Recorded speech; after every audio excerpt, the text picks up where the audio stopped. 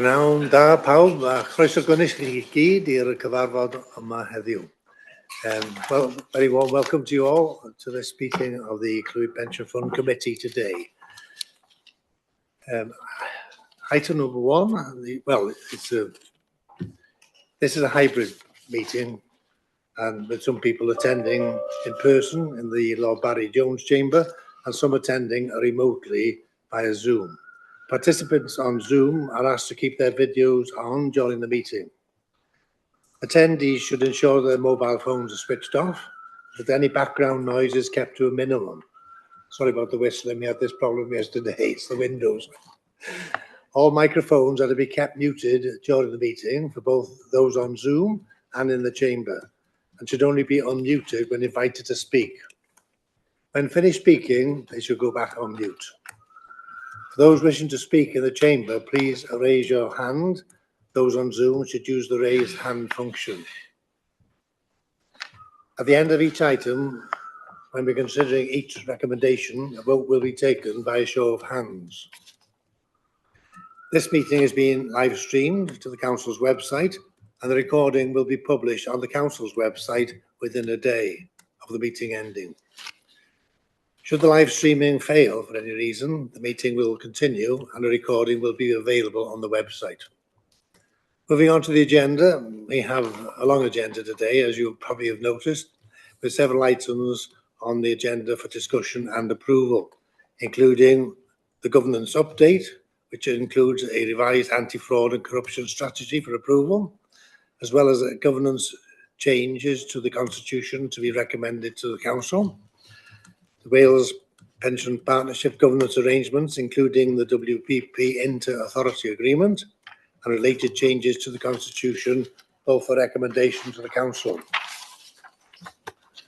The business plans and the budgets are all for approval. One, a one-year Wales Pension Partnership business plan and budget. Two, a one-year Wales Pension Partnership IMCO business plan and budget. Three, the Clwyd Pension Fund 3-year business plan and 1-year budget. There are also 3 update items, including mainly for discussion and for noting. These will be considered towards the end of the agenda and are the investment, funding and pooling update, the climate change analysis update, administration and communications update. So moving on to the agenda, item number 1 is apologies. Apologies for absence. We have one apology, I think, from Councillor Wedvig, Wrexham. Any other apologies been submitted since then or from members of the chamber today? No other apologies. Okay, thank you. Item number 2, declarations of interest, including conflict of interest. These are those that haven't been declared previously or are in addition to the ones that have already been declared. Any new declarations of interest from members? Thank you. Item number 3, the minutes. And we have 2 sets of minutes before us today to approve. The one from the 9th of February meeting and the 6th of March special meeting. You need to confirm if these are true record of the last of those meetings. They'll go through each page by page, and we can pick out any matters arising as we go through. So the first is the meeting of the committee held on the 9th of February. Item page 5, page 6, page 7, page 8.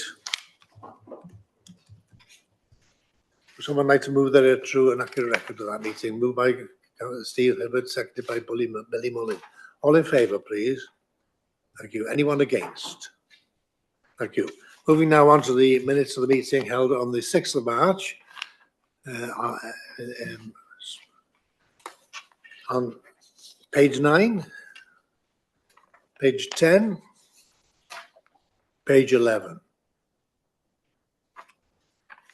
Okay, would someone like to move in favour of the accuracy of those minutes, please? Moved by Councillor Billy Mullin, a seconder, seconded by Steve Hibbert. All those in favour, please. Anyone against? Thank you. We move on now to item number 4, a governance update. Item 4 is the governance update, which the Pensions Operations Manager and the head of the Clwyd Pension Fund will present for us. Okay. Sorry, Karen. Diolch, Chair. And good afternoon, everybody. So yes, I'll be presenting the governance paper this afternoon. So I'll make a start with the business plan progress. So to confirm, we continue to make progress against the governance section of the 25-26 business plan, and I'll just address the top 2 items.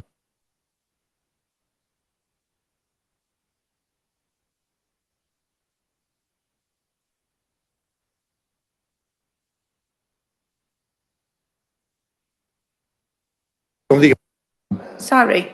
Okay. You need to press the right-hand button on the device. That makes the light come on and stay on. Is it staying on now? Yeah. Apologies, everybody. So first 2 items of the business plan is the governance structure and resourcing. So job evaluation for 4 key roles have been completed. Discussions are continuing in relation to market supplements. Staff retention continues to be a risk, so engagement with HR colleagues is ongoing. As retention risk is ongoing, some associated work for this item is being moved into the proposed 26-27 business plan, which you can see later in the pack. G2 is policy reviews. So as per the usual review cycle, the anti-fraud and corruption strategy, which was originally approved in March 2023, has now been reviewed and updated, and committee approval is requested today, and I'll cover that item shortly. Reviews of the governance policy, conflicts of interest policy and knowledge and skills policy will take place once the final good governance regulations and guidance are issued later in the year. Item 102 up to and including 105 of this report covers the required changes to the Council's constitution, and Phil Latham, as head of the fund, will cover this part of the report once I've covered all other areas. So moving on to 1.06 and the anti-fraud and corruption strategy, which, as mentioned, has been reviewed and updated and is presented as Appendix 3 today for approval. The strategy sets out the fund's approach to deterring, preventing, detecting and responding to fraud, corruption and related irregularities, and remains aligned to the Council's 2019 Deter, Prevent and Detect framework. So key updates to note include explicit reference to cyber-enabled fraud, new links to the Pension Scams Action Group guidance, and stronger wording on reporting fraud to the pension regulator. The policy will be reviewed again following any updates from the Council's corporate anti-fraud and corruption policy review. Any potential changes will be considered and then brought back to committee if required. Moving on to regulatory and national developments. As you're aware, there are several national changes that will challenge the fund and will affect us going forward. So to start with, it's the LGPS Miscellaneous Amendment Regulations 2026, which were laid on the 6th of March and introduced the technical amendments to support member benefits in line with the changes proposed in the MHCLG's Access and Fairness consultation. These changes include the requirement to recalculate some historic survivor benefits and changes to the way in which members can buy back any lost pension due to absences and etc. The changes are being considered by officers and have been included in the 26-27 business plan as well. In addition, following on from the Access and Protection consultation, from the 11th of May 2026, councillors in England may elect to join the LGPS. As you know, in Wales, that type of membership was already permitted. It's just for awareness and for consultation when we engage with members across the border. So government has not yet responded to the normal minimum pension age increase, fair deal or employer movement between funds. These potentially will be covered as a phase 2 of the developments. Both of these areas are also covered in the administration paper, which I'll be presenting later. 1.09 is pension board update. The last meeting was held on the 5th of February and was attended by all members. Key areas discussed at that meeting included the employee satisfaction survey results, a full progress update in relation to WPP's operational launch on the 1st of April, Employer response to the funding reserve levels following the consultation with employers in relation to the actuarial valuation, external audit outcomes, and a full administration update. Full minutes will be available at the June committee for that meeting. 1.10 of this report covers the LGPS Scheme Advisory Board updates. So key updates since the last meeting. So the Scheme Advisory Board has issued several important updates relating to LGPS policy, regulatory reform and governance. These developments highlight a period of significant and overlapping change for administering authorities, employers and scheme members. The paper includes all of the relevant links to the Scheme Advisory Board's consultation responses, 25-26 annual review and the new Scheme Advisory Board website. Also includes Fit for the Future technical regulations response and the revised Code of Transparency. Moving on to section 1.11, Knowledge and Skills Policy and Training Plan. So under the Fund's Knowledge and Skills Policy, all committee members, board members and senior officers must complete training on the SIT for Knowledge and Skills framework, both at induction and through ongoing refresher sessions, attend hot topic training sessions covering high risk or change heavy areas affecting the fund, and undertake at least 1 day per year of general awareness training or events. The 2025-26 training plan was approved by the committee in March 25 and is included within the fund's business plan. Appendix 5 contains the detailed plan and the record of training completed since the last committee meeting. Target attendance for essential training sessions is 75%. So as a reminder, training sessions are now recorded, so non-attendees can complete them later. But members must notify Morgan as our governance officer when they've reviewed those recorded sessions, so we can update the training log, please. Officers will continue to circulate details of upcoming training events. New committee and board members must complete induction training within 6 months of appointment, and the majority of training for the recent new members has now been completed. Following feedback from members in relation to training, officers have been mindful of preferences when setting future training and briefing sessions. As an addition to the training plan, there is a briefing session that will hopefully take place in April, and if possible, we'd like to discuss this with members after today's meeting. So if you wouldn't mind just hanging around for a few minutes after the end of the meeting, that would be much appreciated. Thank you. There are no new breaches to report as part of this update, and Appendix 6 provides details of the current breaches that have been identified. Section 1.13 details any delegated responsibilities since the last report, and for completeness, the Fund's responses to the Access and Fairness and Access and Protections consultations have been included in the pack as Appendix 7 and 8, which members were consulted with for their views prior to submission. And I need to make an apology here.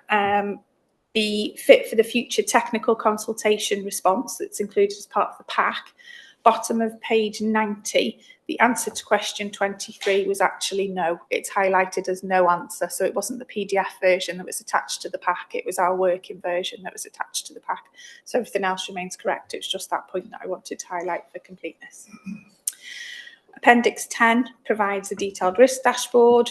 But in summary, 2 risk scores have improved. So risk 4 relating to resourcing has reduced from major to significant, and risk 5, FCC barriers likelihood, has reduced from likely to possible.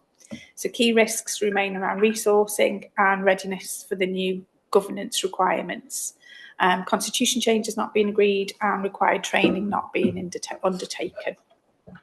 So I'm happy to take any questions, Chair. Thank you. Thank you, Karen. Phil, do you want to come in at this stage? Or? I can, Chair, or maybe you just want to take some questions on that part of the report. I'm happy okay. Any questions or comments from members of the committee, please? Yeah. Not to this stage. Okay, thank you. Thank you, Chair. Phil? So if I can hand over to Phil through you, Chair. Thank you. Yes, thank you, Chair, and good afternoon, everyone. I'm going back now to refer to paragraph 102 and 105 of the report. It's on pages 15 to 16 of your pack. So I'm hoping committee will be familiar with the with the LGPS governance changes from when we responded to the consultation. And since that consultation, there's been a closed consultation that's included the statutory guidance. So all this does require changes to the council's constitution, hence the recommendation for this committee to make those recommendations to council. Now, in the normal and correct order of events, these changes should have been brought to this committee first, and then on to Constitution Committee. Just as dates fell, and we discussed this with the monitoring officer, they went to the Constitution Committee yesterday. Constitution and Democratic Services Committee, sorry, I should use the full name. And they were approved. I would say there was quite a long discussion on some items, particularly around the continuity of the committee. But otherwise, the recommendations were approved. I then refer members to paragraph 1.04 of the report.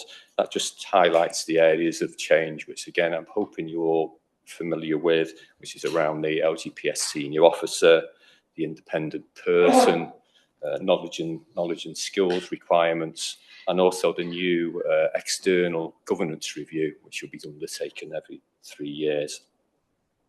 So I wasn't intending to go through any of that in any detail, but obviously happy to take questions or clarification in any of those areas. You'd also see in the recommendation delegation through to monitoring officers, chair, and myself for some non-substantial changes, and the reasons for that are explained in the report. That's all I was planning to say, Chair, but obviously happy to take questions. Okay, any questions? I note that is it Sam or Alistair on screen? Which one you want to make a question, please? Alistair, is it? Yeah, so if I can draw members' attention to pages 42, 43 of the agenda pack for this meeting, term of office.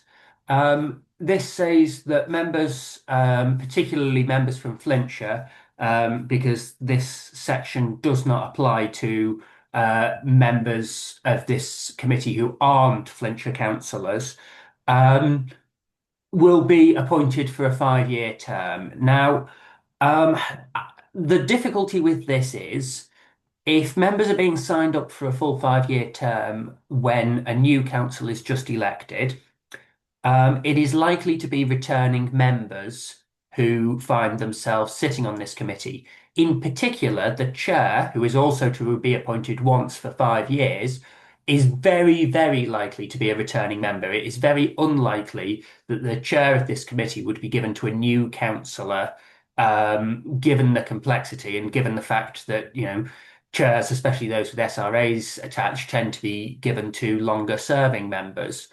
Now, within Flintshire County Council, I am personally aware of 18 of the membership of 67 having had to take an extended leave of absence due to health problems so far this council term. And we've had 2 by-elections as a result of that as well. It is rather likely that at some point during the term of office, at least some members of the Pension Fund Committee will not be able to continue within their role, and that the chair of the committee is also at risk of this. Now, if we get in a situation where the chair of the committee is appointed and during their 5-year term they develop a health problem that prevents them from acting, and particularly informative here is to consider the risk of the next chair of this committee after the next local elections developing dementia during their term in office, which is not unheard of for county councillors. What happens? Because there is absolutely no way for the person's colleagues, either on this committee or on Flintshire County Council, to remove them from the from serving as the chair. There's also no way for them to resign either from the chair or the committee in Flintshire's constitution. The only way that somebody can be removed from the committee, even if they want to come off, if these constitutional amendments are adopted is if there's a political balance change, which is quite unlikely in the case of members of larger groups, which in this term would be sort of Labour members in the next term, who knows. The reality is that we are likely to get into a position where the committee is rendered inquorate in a number of its meetings towards the end of its term, given that the quoracy is 3 members from Flintshire. And we're likely to end up in a situation at some point in the next few years if where the chair is unable to act. Now that is very concerning. Clearly, safeguards should be put in place to deal with circumstances like that, but the proposal is to change the constitution and not include those, which I think is very dangerous to the functioning of this committee. At the moment, the safeguards we have is if somebody winds up in that sad and unfortunate position, they their political groups can remove them and put somebody else on the committee. And if they are the chair, because they're re-elected each year, their colleagues can choose not to re-elect them as chair. So those are important safety valves on somebody being incapable of acting on the pension fund committee. Those will be removed. The section on terms of office here is very, very clear. The only way that somebody can come off the pension fund committee is as a result of political balance changes. Groups aren't allowed to remove people because they are appointed for a 5-year term. I cannot, in good conscience, vote to send this in its current unamended form to Flintshire County Council. I think it would be a mistake for us to do so. We all, I think, agree that continuity of membership is a good thing, is a useful thing, but that has to be in the broader context of something that we strive for, but something where, when common sense dictates that it isn't, when there are other factors involved, those need to prevail. So I have no issue with including in here that the committee will strive for continuity of membership, but the specific wordings of this requirement are counterproductive and, as I say, may well leave this committee unable to function during the next council term. Thank you, Alison. Steve Heather, please. Yeah, thanks, Chair. I agree with continuity is important, and one of the problems that we've faced is a revolving chair situation over recent years. And whilst this does provide a solution to that, it doesn't remove the impact of elections on the makeup of this committee.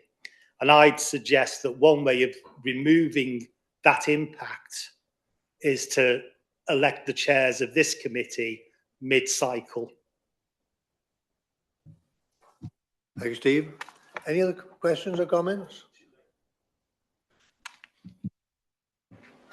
The rules would allow for substitutions as I read them. And again, admittedly, the substitute would have to have some training. And again, on the council, I can think of several members offhand who were previous members of this committee who could, on those occasions where a sub was needed, be drafted in to cover for that member who was unwell. I take Alice's point, and again, it reminds us of all of us of our own mortality. Everybody's saying we could drop dead any minute. But again, I don't think you can cover every particular eventuality. But the rules do allow subs, and subs who have already had training or experience on this committee, and there are several on Flintshire County Council, then I think that could be accommodated in that respect. I understand where the recommendation is coming from. There have been changes, as Steve has referenced, now of different people, different chairs. I've only been in office for 10 months myself. So I understand, the reasoning for this, that continuity is important, particularly in relation to a committee such as this. But I think under the rules, we are covered to a large extent in allowing subs who have background training. And again, I think that the documentation states that the training should be open to other members of the council who are interested in this as well, because I mean, they may not be on this committee currently, but they may have an interest in the subject, the topic. And, you know, given councillors are members of the pension scheme, many of them, they may well want to do that. And that will enable them perhaps to seek office as a member of this committee in the future if they so wish. So that is again permissible and allowable under the rules as I understand it. Anthony Wren, please. Yeah, thank you, Chair. Just a clarification, really. Councillor Ibbotson did mention the fact, or stated that the only way to take someone off the committee would be if there was a political balance change. Surely anyone is willing to resign from the committee. The Constitution can't prevent you from voluntarily leaving the committee if you choose to do so. Yes, Monitoring Officer. Thank you, Chair. No, can't prevent people from resigning. So that is one way if somebody wished to step down. Doesn't happen often, but we have had it from time to time. Chair, in relation to the point about appointing chairs mid-term as a means of avoiding of ensuring continuity of chairmanship, I perhaps want to understand a little bit more how that might work, because from my perspective, at the end of a council term, councillors cease to be councillors. And the slate, with the exception of the chair of council, the slate is wiped clean, and then appointments are made afresh in the new council term. So perhaps we could explore that a little more to see whether there is something there to help the committee. Steve, you want to come back in? Yeah, yes, please. Yes, I mean, chairs to committees, vice chairs to committees are not usually subject to the unexpected outcomes of democracy in the same way as other elected members. They are, as Councillor Ibbotson pointed out, quite seasoned, long in the tooth, no offence. Local government councillor professionals almost. So by removing it, if there is a democratic issue at the point of election, changes will have to be made. But at that point, I'd suggest that the vice chair, if once again they are still in post, would then become the chair, maintaining the continuity of membership of the committee.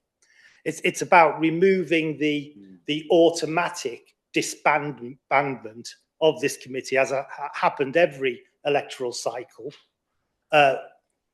which, by moving it to mid-term, allows for a buy-in to the needs for the continuity of this committee by all those who voted it in, and that decision is held, you know, unobstructed at the next one, unless there is a change in elected membership through democracy.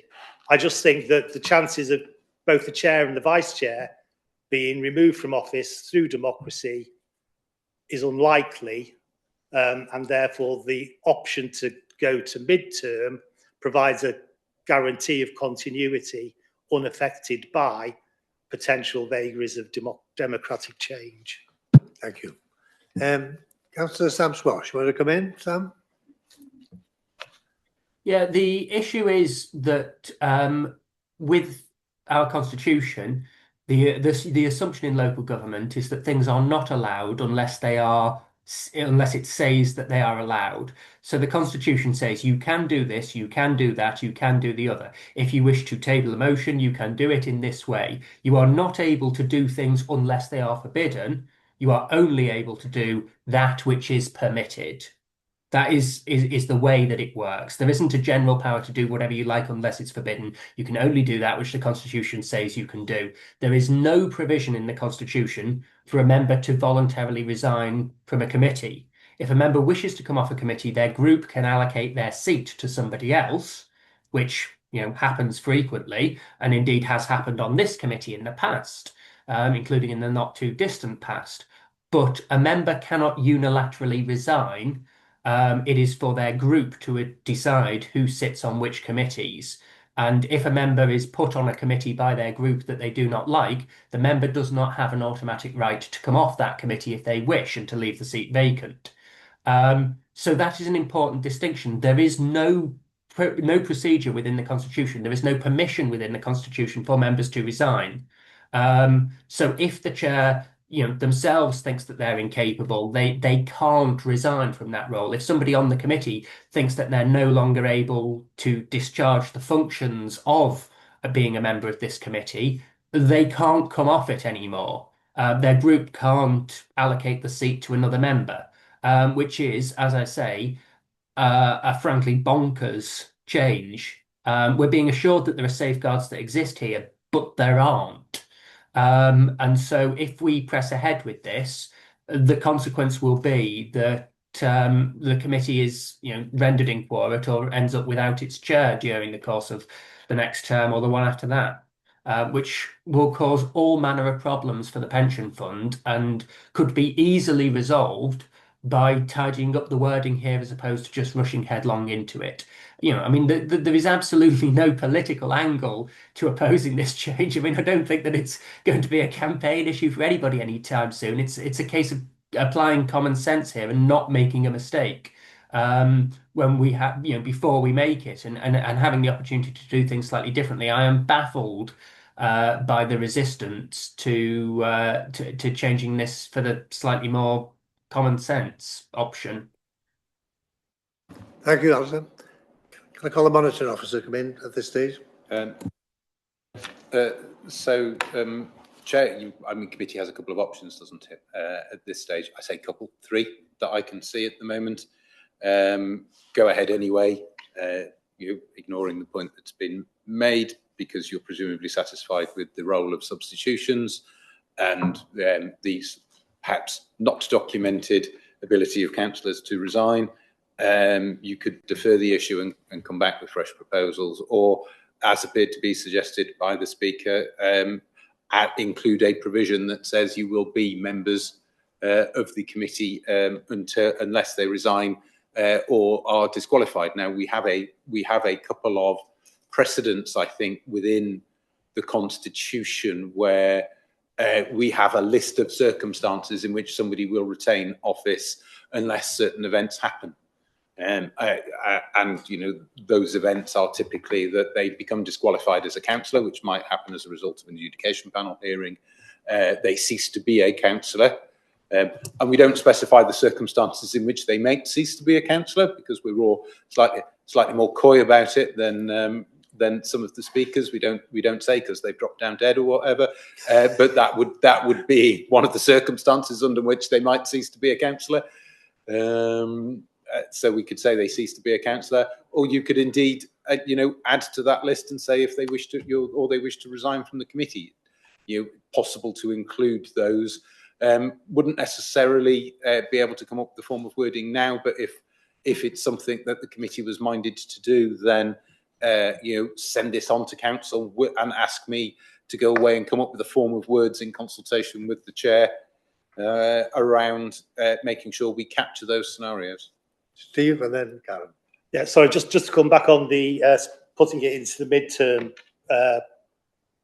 proposal.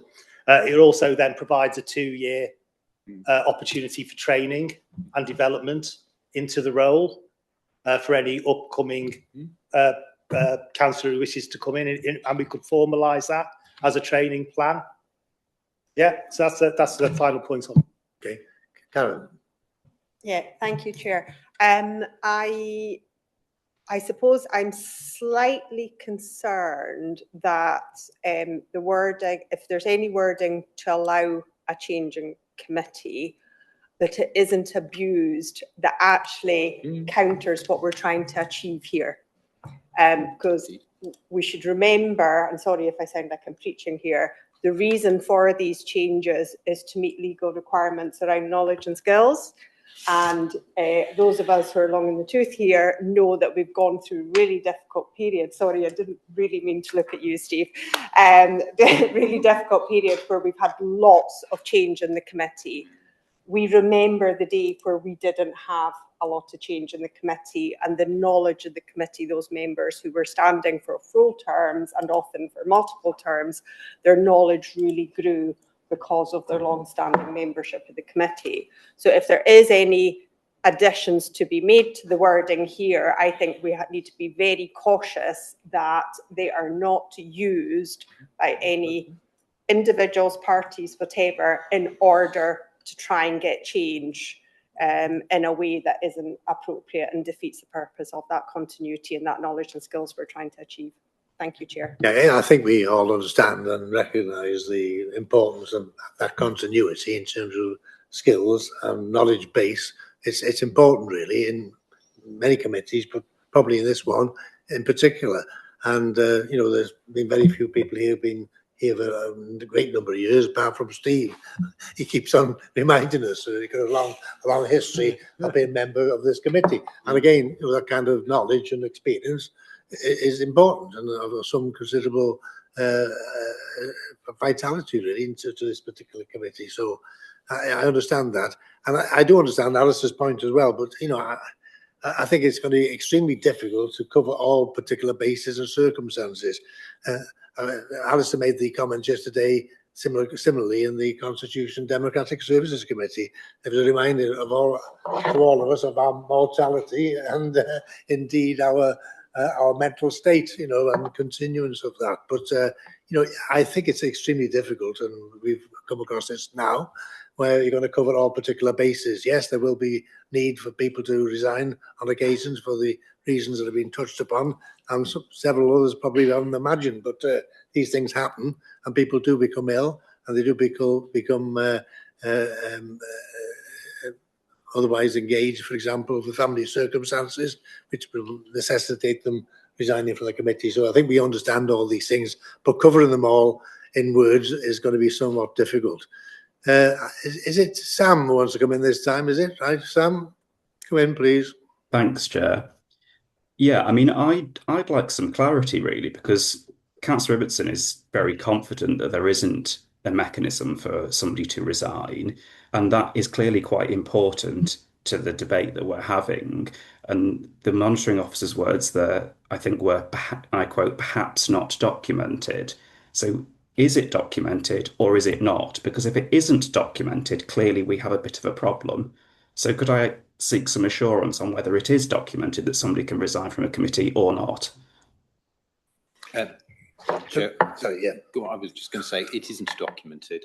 That it's not documented doesn't necessarily mean that a person cannot resign from a committee, though, because if they resign from the committee and they don't ever turn up again to the committee, and the groups choose to appoint somebody else, there is no mechanism for forcing the group to appoint the same person. Because the group rule, the rules around political balance say it's up to the groups, and the groups nominate. So what we're trying to do here is we are trying to set expectations. We're trying to set rules. We're trying to get people to agree that continuity is important for all the reasons that have been discussed. There are inevitably sometimes loopholes with all of these, and as you have said, Chair, it is difficult to foresee all of the circumstances when trying to draft a document. You can think you've got it watertight, and then somebody else comes in and they look at it differently, or they point out areas one has missed. We also have to remember, Chair, that where we are, and I understand the desire about trying to seek continuity across electoral terms. One of the things we might find post the next set of all-out elections is that there is a different collection of people in charge, and that they want their people on the committees instead of somebody else's people on the committees. And they then might themselves be saying, well, okay, we want to appoint a different chair. Now, we don't have a formal principle as they do in the Senedd and as they do in Westminster, that one council can't bind a subsequent council, because of course we do. Otherwise councils would only ever be able to enter into contracts of a maximum of 5 years. But we always have to bear in mind that, when you see a change in administration, that often comes with a change of personnel as well. Can I bring in Billy now? We've waited for some time. Bill? Thanks, Chair. With that response to members can't resign, I think you've got to understand that people who are elected and sit on this committee, circumstances change with people's lives. When it gets down to it, we're all human. Depending on what circumstances have changed, if a person says, due to personal reasons, I want to resign, I don't think we can deny that. At the end of the day, it would be inhumane to force people to stay on. At the end of the day, it's individuals who want to be involved or would like to step down. Simple as that. Yeah, thank you, Councillor Mullin. As I say, it's extremely difficult in forms of words to cover every particular base, and I appreciate what's been said, but I also appreciate the difficulties of actually putting this in words. Would someone like to make a recommendation, please? Before you do, Chair, perhaps I might.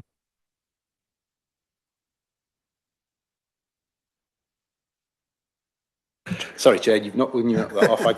People can't hear me. Officers advise, members decide, don't they? You've heard my suggesting that we could incorporate something within the wording. Wouldn't try and draft it now. You have to balance that, because as members, you're always the people who make the final decision in terms of balancing risk. You have to balance that against the risk that such a provision might be misused. Somebody might be put under pressure to resign for political reasons by their group in order as a means of replacing them on a committee, particularly if they're the chair and somebody for political reasons, they want to reallocate the chair and they reallocate that SRA. So I think that's the point on which, Chair, as members, you need to make a decision whether you want to build in the flexibility that comes with that risk and whether you want to incur that risk. If you do, fine. Karen, Phil and I can go away and do some drafting in consultation with yourselves. Perish the thoughts. Thank you. So you will be brief. Thank you. Sorry, yeah.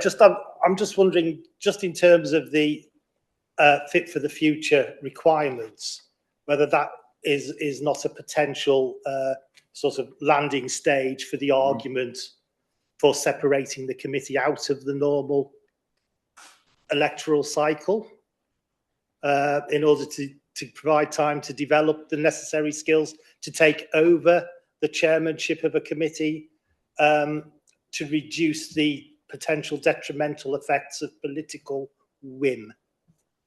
Karen, last speaker, please. We've had 3/4 of an hour on this subject. Yes, I appreciate, Chair, and thank you.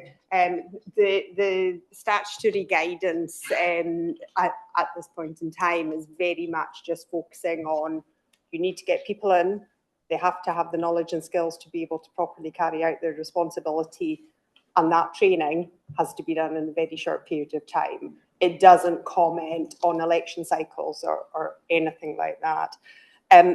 Just following up, because obviously there's some really interesting points being put forward. And I appreciate I'm here in my chair of the board role. My thoughts are we're never going to get this right. But we have been in a very difficult situation, and it's actually quite helpful now that we're going to have legal requirements coming in to point us in the right direction. So I wonder whether it might be useful for a committee to agree what's there at this point in time, but recognising, because Phil and I have had this conversation, that, things may work, things may not work, but recognising we may need to think about some tweaks in the future. The one final thing I would say is I understand that a lot of the changes in there are actually taken from other council committees already. The wording in there is Governance and Audit Committee, Planning Committee. So we are actually taking practice from other parts of the council already. And it's going to be very difficult to get this perfect. And so maybe we go with what we've got and recognise that at some point we may need to make some further changes, because ultimately we're trying to meet legal requirements here. Thank you. Ken, you wanted to come in briefly. Thank you, Chair. Just a very brief comment. We've focused on really the knowledge and skills of committee, but I also see tremendous benefits from continuity around pension strategy. Very few decisions in pensions are made for the short term. They're usually medium to long-term decisions. So having that continuity of strategic thinking on a committee is really important, and doing as much as possible to achieve that, I think, is something worth striving for. Okay, we've had a thorough discussion on this particular topic for the second day running for some of us. Would someone like to make a recommendation? Do we want to ask the monitoring officer to go away and consider this further, given what we're all trying to accomplish, the continuity and the retention of the knowledge and the skills and experience, but also acknowledging the fact that for whatever reason members may have to go one way or the other. Is a recommendation? No? Councillor Wren, sorry. I'd like to move the recommendations as is. Thank you. It's been moved the recommendations, seconded by Councillor Mullin. Right? Will you please show in favour then of the proposition as it stands before us? Right? That the committee considers the update and provide any comments. The committee considers the proposed changes of the council's constitution in Appendix 2 to approve these changes to the constitution and delegate any further non-substantial changes relating to the final legislation and guidance to be made by the monitoring officer in consultation with the head of Clwyd Pension Fund and the chair of the Pension Fund Committee. And thirdly, that the committee approves the revised anti-fraud and corruption strategy. Moved, seconded. All in favour, please. Thank you. Anyone against? 4 for, 2 against. Okay. That's been moved. Accepted. Thank you. Further to that vote, a couple of scenarios or several scenarios were raised, which can be looked into from now. We don't have to wait until they happen before we look for a solution. So maybe just a brief bit of work on the things that have been pointed out today and a report back ASAP would be nice. Okay, thank you.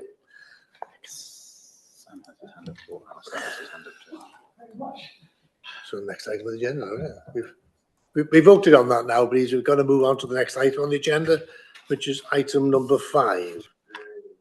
Item number 5. Point of order, Chair. Sorry. Yes, Sam? Chair, yes, my hand is raised because I'd like to have my vote against that recorded in the minutes, please. And I would as well, please, Mr. Chairman. Thank you very much. That will be done. Thank you. Item number 5 then now, please, is the Wales Pension Partnership Governance Arrangements, which the head of the Clwyd Pension Fund will take us through. Phil, thank you. Thank you, Chair. So this report, in effect, is in two parts, and so are the recommendations. And the first part is very much going back to the March the 6th committee around the WPP inter-authority agreement, and it wasn't approved at that committee. The second part then is around the changes to the council's constitution, in this case around the pooling arrangements. We've already discussed the arrangements around governance. So if I take the inter-authority agreement first, since that committee on the 6th of March, we raised the views of this committee with the WPP, and we've sought answers to the questions that were raised, and they're all documented in Appendix 3. I particularly refer members to page 189 of the pack, and you'll find there's a statement from the the WPP JGC, specifically around the issue of representation. And also you'll see on Appendix 4, we've kept a log of all the questions and answers that have been raised during the longer period over January and February. Just coming back to this point around wider representation on the JGC, it's clear that they don't wish to make any changes to the inter-authority agreement at this time, but it's very much on the agenda now. We had a private briefing session, didn't we, Chair, with officers and all the JGC chairs, and certainly now we and they need to consider how we best meet the statutory requirement to consider employer and member views through pooling as well. Just the other main question that was raised at the meeting in March was a question around, if I paraphrase, forgive me for paraphrasing, but I think it was generally, but does the WPP investment management company have to take any notice of the views of the JGC? I think was basically what was being asked. So we took the legal view and went back to Burgess Salmon on that, and that's covered in paragraph 1.11 of the report. And the legal view is basically there's no need to make any changes. It is as it stands, and it does allow that. However, as I've stated in the report, I can go back to WPP and Co if committee wish to maybe change the wording in some way to make that clearer. But it's clear also that the legal view is there's actually no need to take that approach. So I'll pause there, Chair, to take questions before I go on to the constitution changes around that part of the report. If I could just come in as well on this, because party to the discussion with Phil in the WPP informal meeting, and again we put the case that had been made by this committee quite strongly, and I was at great pains to emphasise that this is no way, in our view, revolutionary or radical. It's merely an attempt to give some wider scope to members to be involved in this, and quoted what happens here on a regular basis given our wider membership. But as has been said before, we are very much an outlier in this particular respect.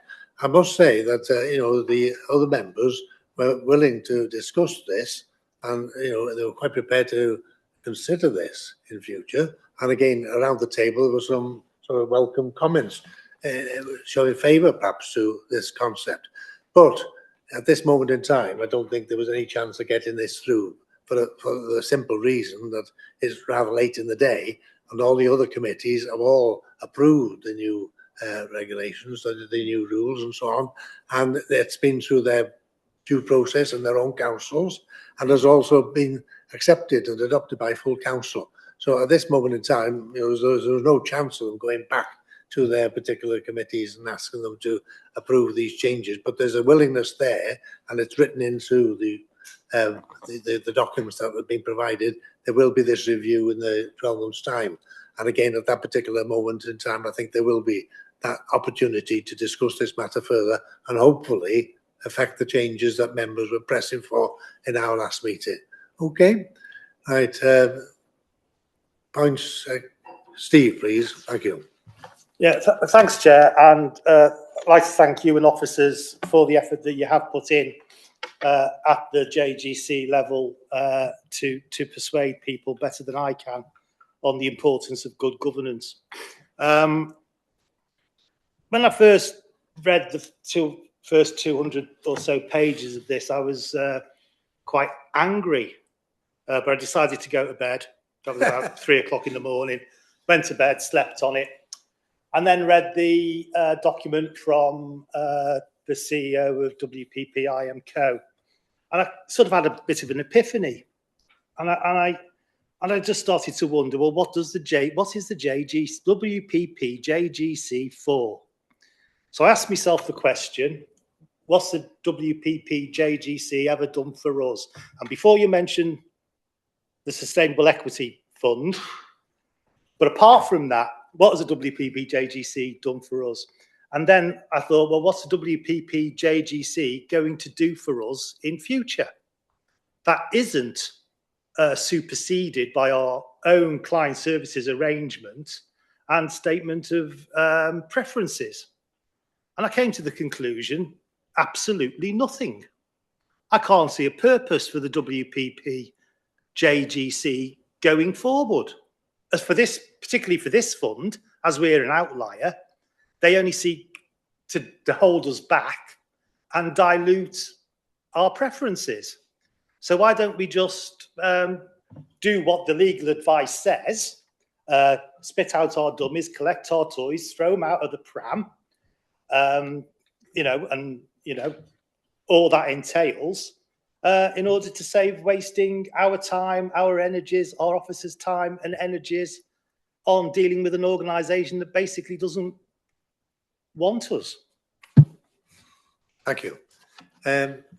Sam or Alistair, is it on screen, wish to speak? Yeah, I find myself agreeing with the scheme member representative. The point of the JGC is primarily to set various policies relating to the fund. And one of the changes that we were asking for was that when the IMCO is making decisions on investment, it would pay due regard to those policies set by the JGC. Now, that is something that the other members of the pool have refused to countenance. So if this is a talking shop that is not going to have any attention paid to the policies that it sets, there's absolutely, it does not mention at all that the IMCO will pay heed to those, either in the shareholder agreement or in the inter-authority agreement. Then there's no point in having it. It has absolutely no function whatsoever. It's got no more standing, has no more influence on the process than any informal arrangements, than me and Sam having a chat in the pub. Has the same legal impact as anything the JGC comes out with, which is a bonkers position for it to be in. Now, the question is, what function is it intended to serve, and is it fit for that purpose? And clearly, the way in which the IIA is written at present is defective in making the JGC fit for the purpose that it's clearly intended to serve. Now, this isn't a minor or trivial thing. The other area of disagreement we had was about the composition of the JGC, and that the non-primary local authorities should have a seat on the JGC, that scheme members should and that minor employers should. Now, that is important, but it's relatively minor compared with, does the JGC actually do anything? And the answer is no, it doesn't under the current thing. That simple change, which is a couple of words, if our colleagues aren't going to make that change, then there's really no point in proceeding on the current terms. And so we do have to put our foot down here and exercise some brinkmanship, because otherwise we are paying for something that is ineffectual and brings no benefit to us or any of the residents that we represent, or scheme members, or the local authorities that we represent. And we shouldn't be funding things that bring objectively no benefit. Now, that was broadly the position that the committee took last time, and rightly so. It is not too late for the other authorities to change their minds, and I think that we have to stand firm on this principle. I'm also seriously concerned that I requested information about discussions and I've had no reply. I've not been provided with the information that I requested by officers, without which I feel unable to change my vote from last time. And I am concerned that when members of this committee request information, it's not furnished. There is absolutely no point us joining a body, signing up to sit on the JGC when, as I say, it has no more legal force than me and Sam having a discussion in the pub. And just as me and Sam having a discussion in the pub is not something that we should be asking residents of Flintshire or indeed anywhere else in Clwyd to fund, we shouldn't be asking them to fund this either. Thank you. I must say that we did raise not only the issue of the co-opted members on the JGC, but also the other issue which you are mentioning now in relation to the fact that the managers should have regard to and take account of the client and the JGC's responsible investment policies, and that should be included. And again, that would be subject to the further discussions. They won't change at this moment in time, and it is too late, Alistair, insofar as the other committees have all been through the process. They've done what was expected of them, and they've passed them, and their councils have passed them. They're not going to go back on that now. And again, they've got similar constraints as we have with elections coming up and purge and so on. They couldn't probably organise those meetings anyway in the time span. But they were not prepared to consider that at this moment in time. But they are prepared to discuss this matter further and take issues further. And in that sense, if that's going to happen, I think it's important that we, as a pension fund committee, have a place at the table. At least we're there and we're at least party to the discussion, and we can hopefully influence and get them to take on board the kind of issues that we were raising and are still raising today. Councillor Delith Jones, please. Delith, thank you. Yeah, thank you very much, Chair. I'd like to also, this is, quite complicated and I find quite a nuanced discussion, I think. And I'd like to thank some of the officers and some of the things that I've had discussions between the two meetings. I did withhold my vote last time because I wanted clarity on certain things. I find myself that I agreed with lots of the things that Mr. Hibbert said in the past about wanting to expand and get a broader view of co-opted members onto the JGC.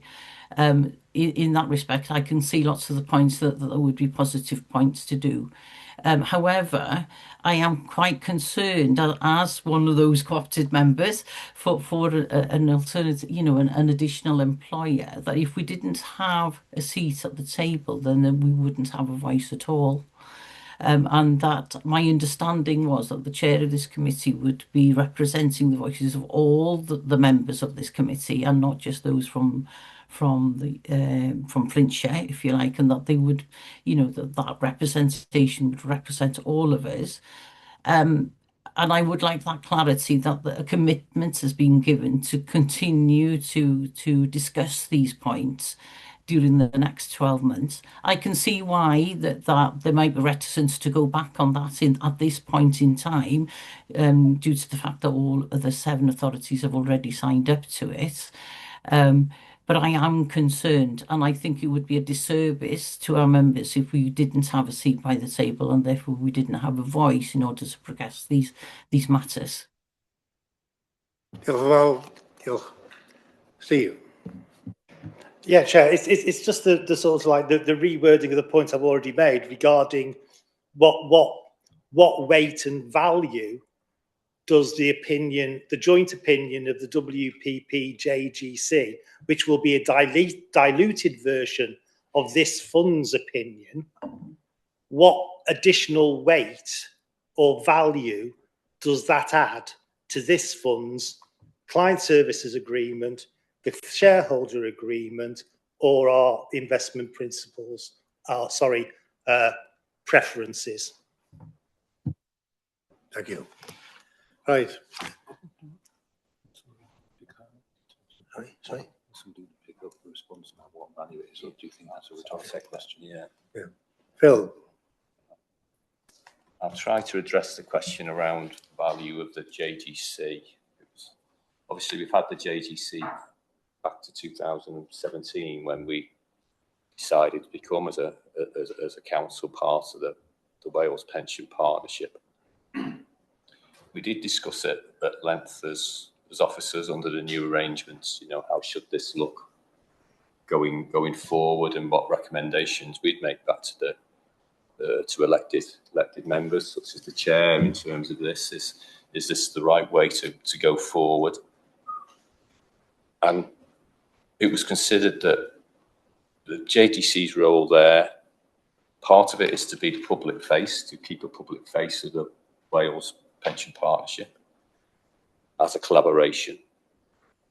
Part of it's there to discuss items that are interested to us all, such as responsible investment, local investment, especially local investment that could be invested. There's some investments that can cover the whole of Wales, etc. And the other value is we're coming together to do oversight of the company as well. Otherwise, all 8 of us will be undertaking oversight of this company. So I see it as value. I see it as value there as an officer that we're discussing through the OWG. We come together as an officer group.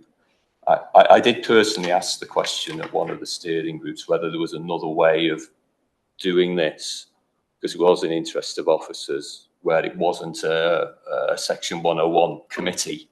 Is there another way of doing it, more informal type arrangements? But we couldn't come to an arrangement, and I think we discussed it generally with monitoring officers, because we were meeting with monitoring officers across Wales as well, whether there was a possibility of doing it in a slightly different way, because there is governance, there's still needs a host authority and monitoring officers. There's all sorts of things that goes with having a JGC 101, but at this point in time, we couldn't find another solution. And given that there was so much else going on, this was discussions at the steering group that's trying to look at the client side of this. We're trying to give oversight of building this new company as well, which has been many hours of meetings. I've been sitting into well into the evening, and I chair that steering group. I think overall we felt we're going back to the 12-month review as well, and certainly as part of that 12-month review, keeping a JGC, I think, still needs to be very much of that review.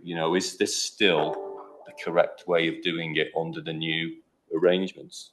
And to be honest myself, I am not sure for a lot of the points that have been raised here, because we do have a client relationship now, a direct relationship, but there's still a feeling that we're better coming as a collaboration, talking about things together, and coming and going in on occasions as a collective to the company in all our interests in certain matters, and certainly overseeing it as a collective is simply an efficient way of doing it, and we reduce costs. So I understand a lot of what's been said, but it's not that it hasn't been discussed in other forums.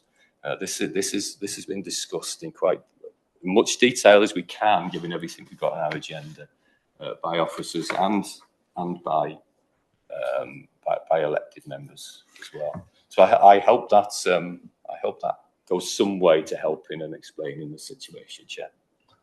Councillor Squash. Thank you, Chair. The first thing I'd say is that I think it's deeply concerning that Councillor Ibbotson didn't get a response to the serious concerns that he raised, and that us as a committee are being expected to vote on this today without those questions being answered. And I think that raises some really serious questions for this committee and indeed moving forward.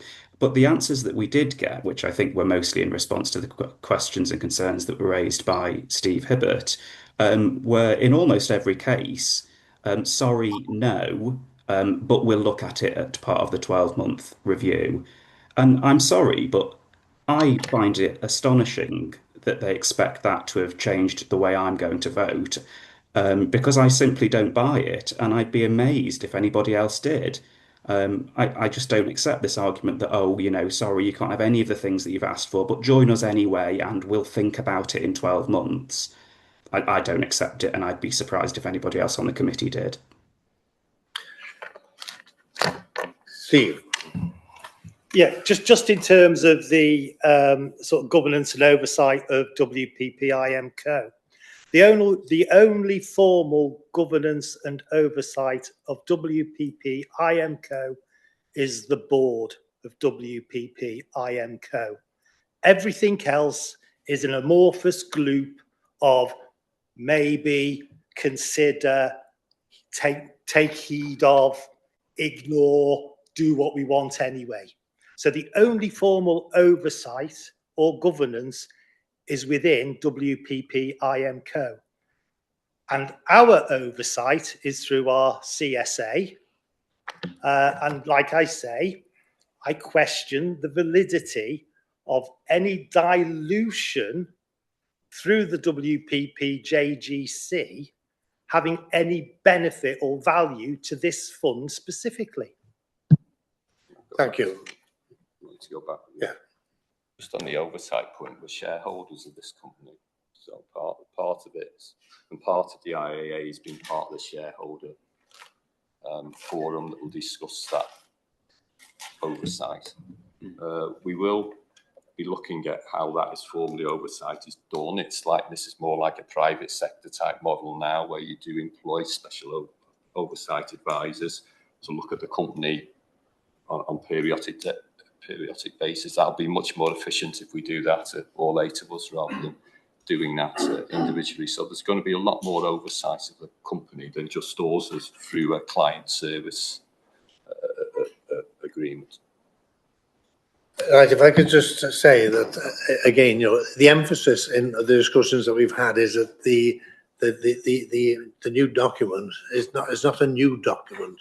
We're not reforming, as it were, the JGC or the WPP. It's an update, really, and that's all it is, an update of the current IAA in relation to the changes and the new regulations that come into force. It's not a root and branch, a revision of the agreement in that sense. And that was emphasised time and again in the discussions that we've had both here and with the WPP. There is this room, which we indeed asked for as a committee, didn't we, that there should be a review, because the whole thing's been so rushed, for example, and there's an unknown quantity. We did ask that there should be a review, and that's been agreed to. This will all be reviewed. But if that review is going to be taking place, I do think that we need a place at the table. And, I certainly have, the confidence in the arguments that have been made here very forcibly by members, that we can actually put those issues across and get those things amended, which is for the benefit, really, of the future of the WPP and the IAA, in that sense. So I'm willing to give that a go. And again, I think, the comments have been made by some of the members to that effect as well. I'm willing to give it a go and argue the case. But if we're not in the room, as it were, and at the table, we're not going to be able to make that case.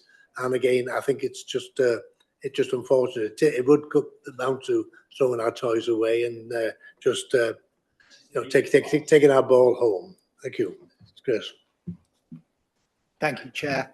I was just picking up, I believe Councillor Jones asked for a commitment from probably you as Chair that at the JGC your role remains to represent the views of all members of this committee. And I'd just like to draw that attention and ask for your commitment. Yeah, that's the case, and it was done. I felt, but very forcibly, the points that have been made here, and I was quite surprised in the amount of support we got. I couldn't put a figure on that, whether we will win the day at the end of the day, but there's certainly a willingness there to discuss this matter and some favour of the case that we were making. Councillor Wren. Thank you, Chair. Yeah, I'll accept the IAA might not be right first time, and with the amount of time that it's been allowed to develop to the point that we have to get this done, it was never likely to be 100% perfect, but I think it will evolve over time. And if we want it to evolve over time the way we want it to evolve, we need a seat on the table to do so. And as such, I move recommendations 1 to 4. Thank you. Is there a second to that? Seconded. Okay. Right. Pardon? Thank you. Right. Any other comment that hasn't been made already, please? Steve. Somewhere in here, I believe that if we choose to follow the legal advice and stick to and maintain our integrity throughout this whole process, we remain members of the JGC for the period of notice, which takes in the full period of constitutional change. So we do retain a seat at the table. And if those changes come, well, we can remove our resignation letter. Or conversely, if we don't get what we want at the end, we can then, okay, right, Chris. Just for the committee's clarity, from the moment you do put in your withdrawal notice, you would lose a vote at the JGC. Okay. That's in one vote out of the 8, so what? We want to spend the president. I don't think we should underestimate our own powers of reasoning and argument. One member, one vote. No, I mean, you've been very confident in making them, and so has Councillor Ibbotson and others as well, and Delith, you know, so I'm confident that those can be put and we can actually convince people to come on site, you know, and again, the opportunity is there, and if we just, you know, throw a ball out of the pram at this moment, I don't think it's going to help us really in that particular respect of achieving what we want to achieve. Okay, we've had a thorough discussion on this. I don't think there's anybody else indicating they wish to speak at this stage. We have a proposition which is to pass the recommendations. Okay, and the recommendations are to delegate approving or making any further minor amendments that may be needed to the inter-authority agreement to the head of Clwyd Pension Fund, and in consultation with the Pension Fund Committee Chair where appropriate. 2, to consider the proposed changes to the Council's constitution in which relate to the new WPP governance arrangements and associated changes in legislation and statutory guidance. 3, to agree to recommend to the Council that the Council approves of these changes to the constitution and delegates any further non-substantial changes relating to the final legislation and guidance or contents of the legal agreements to be made by the monitoring officer in consultation with the head of the Clwyd Pension Fund and the chair of the Pension Committee. It's been moved and seconded. Will you please show in favour, Chair, please? I believe you've missed one. The Have I, first sorry? one, consider the proposed changes to the inter-authority agreement and recommend these changes for approval by the council. Okay. There's 4 recommendations there. Sorry, okay. It's been moved and seconded. All in favour, please? Four. Six. There's 2 on the telly. Yeah. 3 in the room. 3, 4, 5. I mean, 5. 3 in the room, 2 on mine. Okay, against, please. 1, 2, 3. Okay. That is passed 5-3. Thank you very much for your contribution to that long discussion. And okay. Chair, Councillors Swash and Ibbotson are indicating, no doubt, to have their votes recorded. Yes. Yeah. It will be done. Thank you. And and Steve as well. Okay, thank you. Thank you for your help. Right. We can move on now to item number 6. Wales Pension Partnership Investment Management Company, WPP IMCO, Business Plan 2026 to 27. I will now hand over to the head of the Clwyd Pension Fund to introduce this item, and we have a video clip of the Chief Executive Officer of the WPP IMCO, Rob Lamb, presenting this at a recent Joint Governance Committee meeting. Thank you. Thank you. Thank you, Chair. Just as the Chair said, this is the WPP IMCO business plan, their first business plan, and this was, if you remember, in the shareholder agreement, it was required that the company submitted a 1-year business plan for 26-27. In the future, it will be a 5-year business plan. The Joint Governance Committee, the WPP Joint Governance Committee, did receive a verbal presentation from the WPP CEO, and after that presentation, the JGC did recommend this plan to be approved by all the constituent authorities. Now, I believe we do have a recording to save my voice somewhat. I think hopefully we have a recording of that CEO presentation from Rob, so we'll play that now, please. Thank you.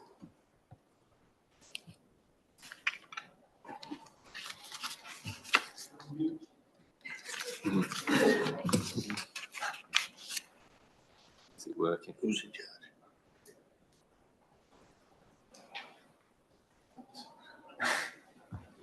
Help, who's doing that? I say it's on mute. Anybody test it beforehand?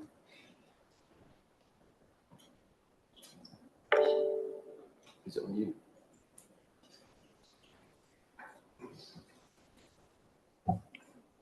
If you just give us a second, try to resolve this. Yeah, I've done that.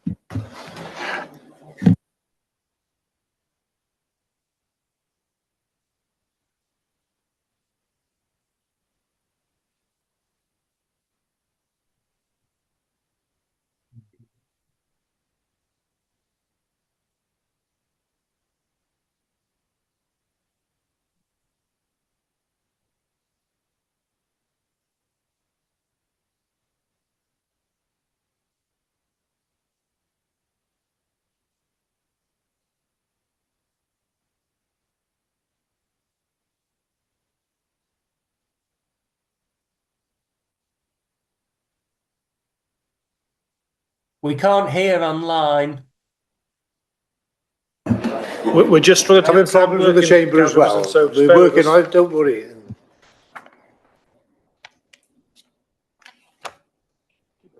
For minutes, if not, we'll have to. Yeah, skip it.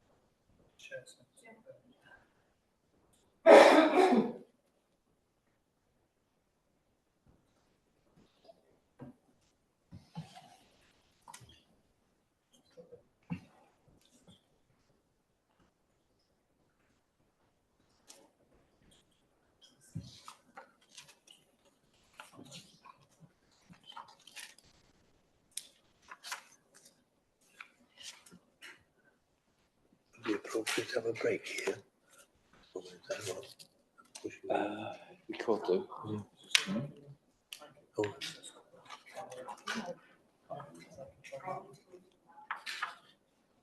Yeah. Yeah, just wait a couple of minutes. Do you want to take a quick comfort break then, Yeah. Chair? Can we take a quick comfort break while we try to amend the issues that we're having with the recording? Okay, so say a 10-minute break. We can come back at 25 to 4. Okay.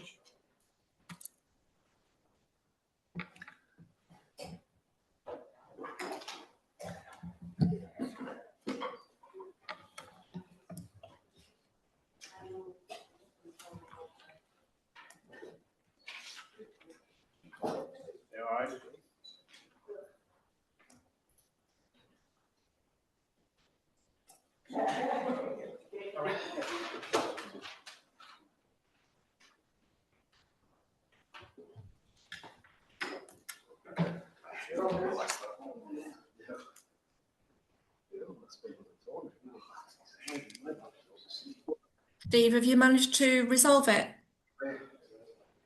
Just going to try on mine, Sharon, so just bear with us. Yeah, when you share, there's a tick box and it says include audio or something like that. It was ticked on Morgan, so I'm not quite sure what that's about. So I'll try on mine, see if it works on mine. A sec.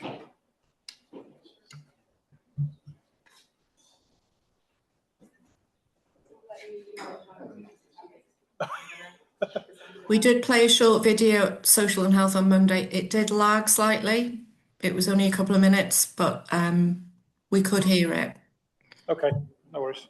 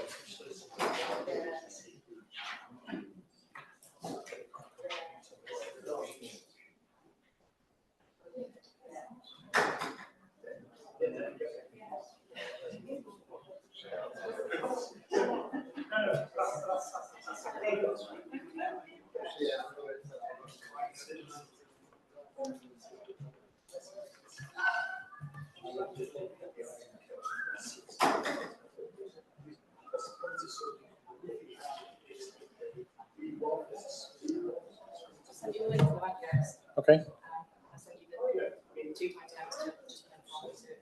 Okay, yep.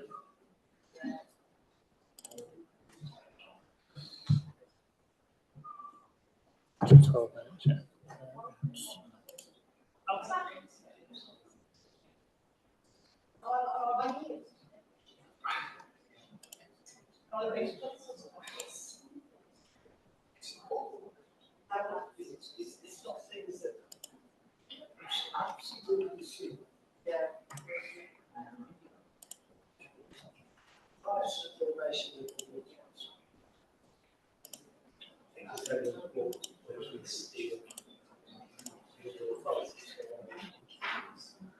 Welcome. You can hear me? Yeah. Right, so yeah. It's a bit before, so I'll Over to you, Rob.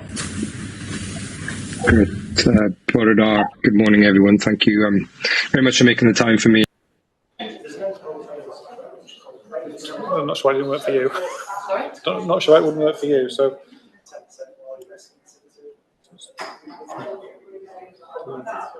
Bang on 32. Sorry? Bang on 32. I've got 31.48, so I'll start from there and then.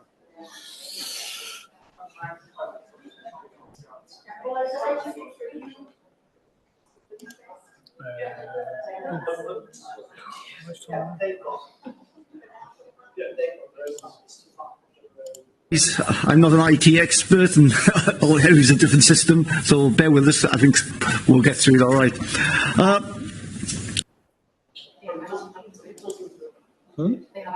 Right.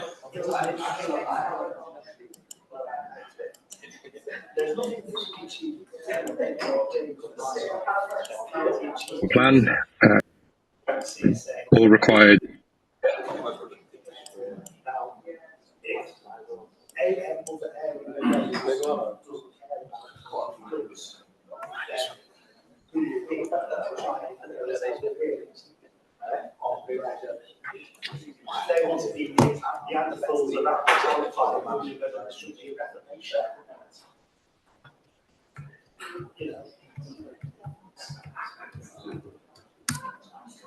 So let's embrace it.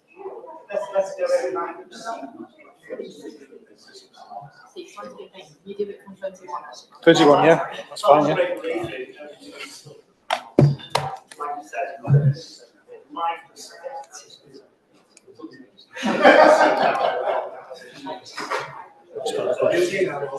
Yeah. Sorry. Oh yeah, there's some uses, not many, but that's one of them.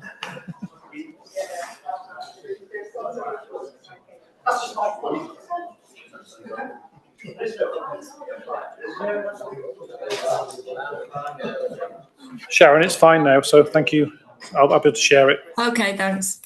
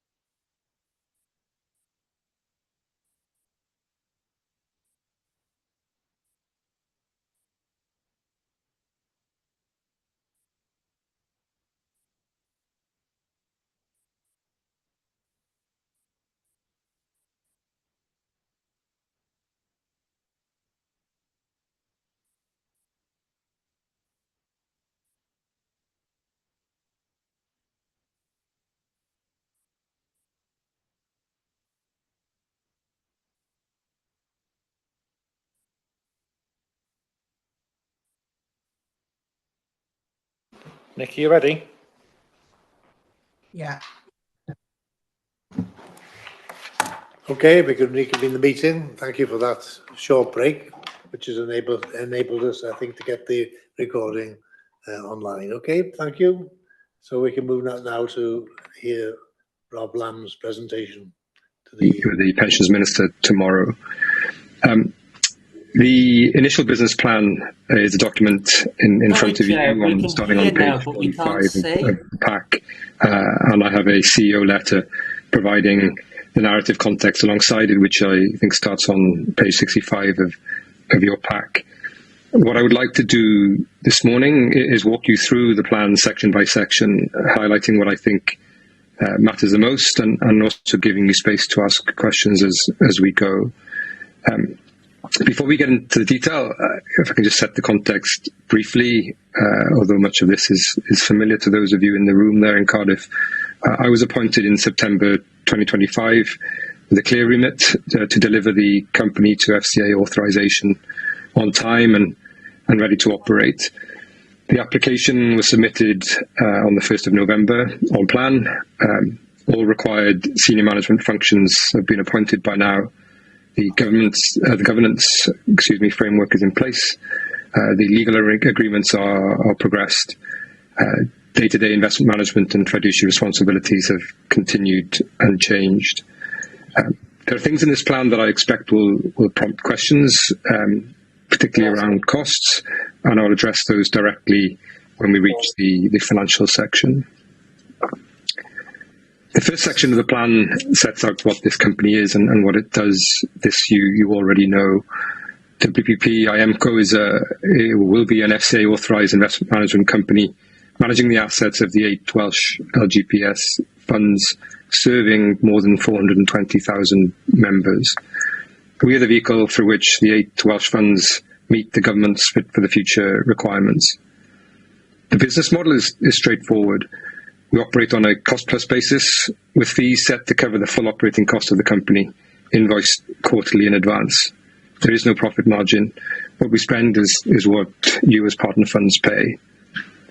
From the point of authorisation, we hold full responsibility for investment advice and investment implementation. Sam, you've got your hand up on screen. Do you want to ask a question, or are you not? Yes, sorry, Mr. Chairman. We can now hear, but large parts of the screen are frequently obscured, indeed sometimes all of it, and so we can't see properly now. There's nothing to see. There's nothing to see, just Rob Lamb. If you can follow the discourse, you'll be fine. Okay, thank you.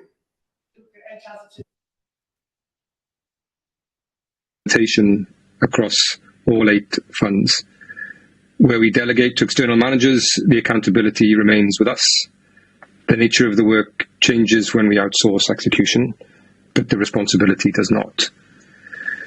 What I would like you to take from this section is that we are a single regulated entity, accountable to the FCA, of course, but accountable ultimately to you. We are not a shared services arrangement, and that distinction shapes how we are governed, how we manage risk, and how we will conduct ourselves as well. If I move to the strategic objectives, the plan sets out 8 strategic objectives in total. You have them in front of you, so rather than read through each one, I'll just describe the architecture if I can. The first objective is fiduciary duty and member welfare, and everything else flows from it. Safeguarding the pensions of more than 420,000 members is the primary obligation. That's not just a statement of good intentions, it is a standard against which every decision this company makes will be judged. From there, the objectives cover investment implementation and advice, responsible investment and stewardship, the local and Welsh investment mandate, governance and regulatory compliance, and team and capability development. The Welsh investment mandate is genuine. It has come to us from both central and local government, and we will take it seriously. But as I've said before, and will say again, it will only be pursued where it is consistent with our fiduciary duty. These 8 objectives are the framework against which we will measure our own performance and report progress ultimately to you. Section 3 is governance and oversight. I'll keep this section brief because the governance framework is well documented in the plan and in the legal agreements that underpin it. We have 3 foundational agreements, each serving a distinct purpose. The shareholders agreement governs your interests as co-owners. The client services agreement governs the investment management and advisory relationship with each authority as a client. The inter-authority agreement governs the relationship between the 8 authorities themselves, so we are not a party to that. The governance bodies through which you exercise oversight, as Anthony set out, are the shareholder board, this joint governance committee and the officer working group. The company board will have 8 directors, 2 executives, 2 shareholder representative non-executive directors, and 4 independent non-executive directors, one of which will be the independent chair. That structure is designed to give you representation, but also to provide independent expertise and to ensure that executive responsibility is clear. The plan sets out what requires shareholder approval and what falls within the board's authority to execute, and that's consistent with what Anthony has already described this morning. In terms of the financial summary, I've been direct with you about this section in the CEO letter. The full year 2026-27 budget is £9 million. The business case projection was £7 million. That is a difference of £2 million, and I understand it warrants an explanation. The business case projected a phased build out over 3 years, a lean year 1, building capability in year 2, approaching steady state by year 3. What we have done is compress that timeline. Roles that the business case planned for years 2 and 3 have been brought forward into year 1 because we and the regulator judged that the risk of being under-resourced in our first year of operation as a regulated entity was greater than the cost of building the team sooner. We aim to go live on the 31st of March with 12 employees and a chair, and are in the process of appointing the other 5 non-executive directors. By December 2026, we expect to reach 24 employees. There are other movements beyond staffing, although that is the biggest needle mover. The business case assumed that business support functions, including HR, IT, and payroll, would be provided by a constituent authority at marginal cost. We are now providing those on a standalone basis, as the FCA expects of an independent regulated company, and that accounts for roughly £400,000 of the difference.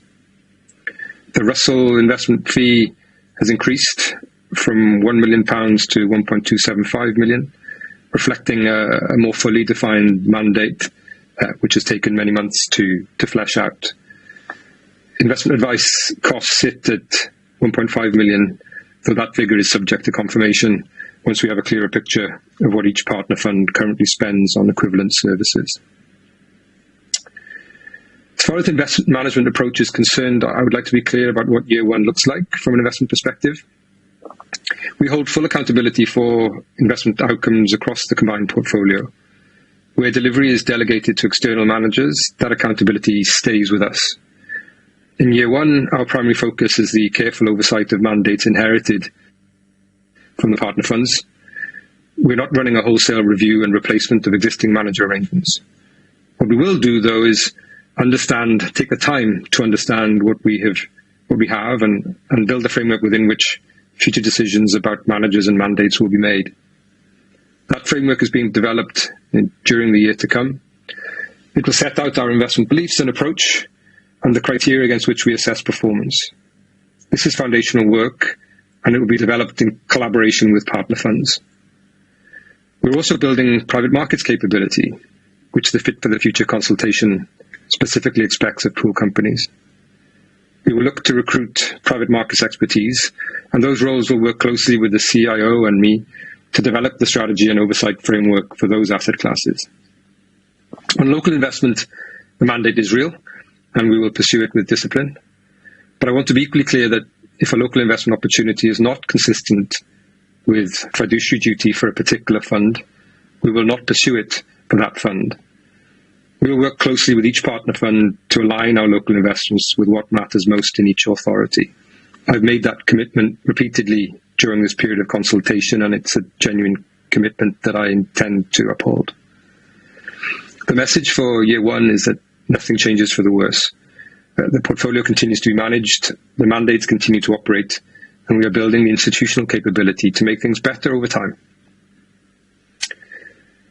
On operations and staffing, the leadership team is in place. The CIO, Director of Finance and Director of Risk are all in post or joining by the end of March. Beyond that, the staffing trajectory across the year is set out in the plan. 12 employees, as I said, that go live, rising to approximately 24 by December. Each phase brings capability where it is needed. Other key appointments completing the team during the year will include a head of legal and also a director of operations, and we're targeting those roles by September. I should say something about how we're approaching recruitment more broadly. It's a topic that I've touched upon in many of our conversations over recent months, and it's important. This is a generational opportunity to build an investment management company in Wales with a purpose that is genuinely meaningful, and we've used that purpose as a filter. We're looking for people who want to be here because the mission matters to them. That has been our strongest recruitment tool, and it has worked so far. We've been able to attract people of real quality who see this as something worth building. Risk management and compliance. We are at an early stage of maturity in our risk management infrastructure, which is consistent with the company's formative status. But we have identified the principal risks. The plan sets out 7 principal risks, each with its current mitigations. The ones I want to draw your attention to are these. Staffing and capability risk. Our ability to execute depends on completing the team on the planned timeline, and the labour market for specialist investment management talent is understandably competitive. Regulatory risk. From the point of authorisation, we are subject to FCA oversight in full, and we need to meet all obligations from day one. Budget risk. I've addressed the cost position already, and you know where we stand. And third-party dependency risk as well. Russell Investments is our largest service provider and a material operational dependency. We have contractual protections and management controls in place, of course, but I want you to know that we are conscious of that concentration. The risk register will develop into a more structured format during the year as the compliance function matures. We'll come back to you as soon as possible on that. Our new Director of Risk is aware that we want to furnish you with a risk register for the company as soon as is practical and possible. On responsible investment, this is integrated into how the company will operate from day one. It is not a supplementary work stream that sits alongside the investment process. ESG considerations will be embedded in our investment framework as it develops. We will exercise voting rights across our equity holdings and engage with companies on material ESG issues. A head of investment strategy and stewardship joins us on 1st of May and will lead the development of our stewardship programme. The responsible investment policy will be developed in collaboration with you as partner funds, because I recognise we inherit an awful lot of work already done. Our role is to understand those and build a framework that is responsive to the funds we serve, rather than one that imposes a single view. So this is an initial business plan. It is not the final word on how this company will operate. It is a foundation. The 5-year business plan, due before the 1st of April next year, 2027, will set out our strategic direction, our investment framework, and our capability in the detail that you would expect. Year 1 is about building that foundation well, getting the governance right, getting the team in place, getting the systems working, and getting to know each of you as partner funds so that we can serve your needs properly. It is a regulatory delivery year, not a growth year, and the plan reflects that. The quality of what we build now determines the quality of outcomes for your members for years to come. I'm happy to take your questions.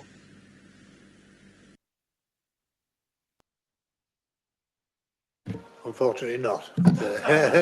Okay. Right. I don't know if anybody has any comments or questions which we might be able to deal with. I don't know. No? Okay. Steve? Yeah, I think that things are being filled out in a way of which I approve. It looks like a very nice pudding, and I look forward to eating it. Thank you. Okay.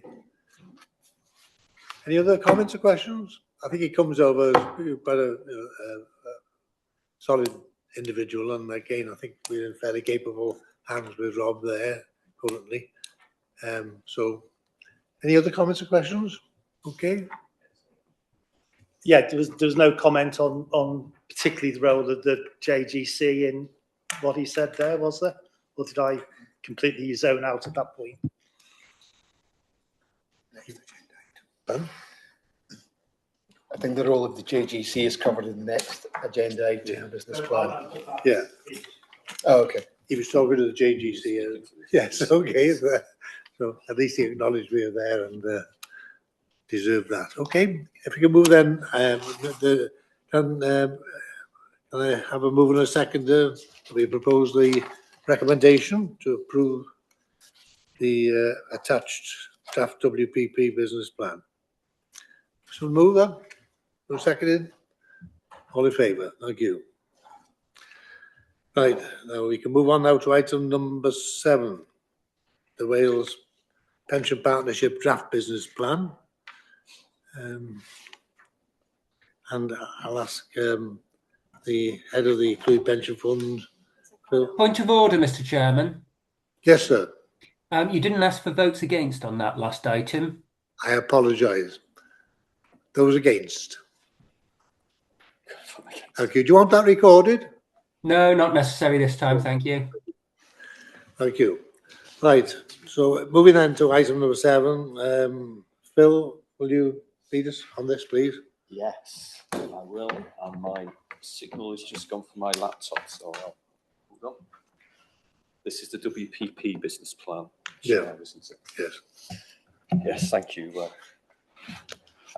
Thank you, Chair. Yeah, this is the Wales Pension Partnership business plan. So this is the client side business plan now, as opposed to the company business plan. And the ask is for the committee to approve the WP business plan for 26-27, including the budget. Now, this is a change from previous years because this is now aligned with the company that just did a 1-year business plan. Again, the client side, the transition is going through the same transition. It was felt to do a 1-year business plan this year instead of a 3-year business plan. The JGC received that at their last meeting and recommended this business plan to the constituent authorities. A summary of the work plan is in paragraph 1.04 of the report, and that recognises there's still a number of items in the work plan itself that's going to transition over during the year, and 27-28 business plan will look very different, as will the budget. That's my only comments, Chair. Happy to take. Thank you, Phil. Any questions or comments on the draft business plan? Steve? Should it not contain any sort of reference to the proposed review of governance?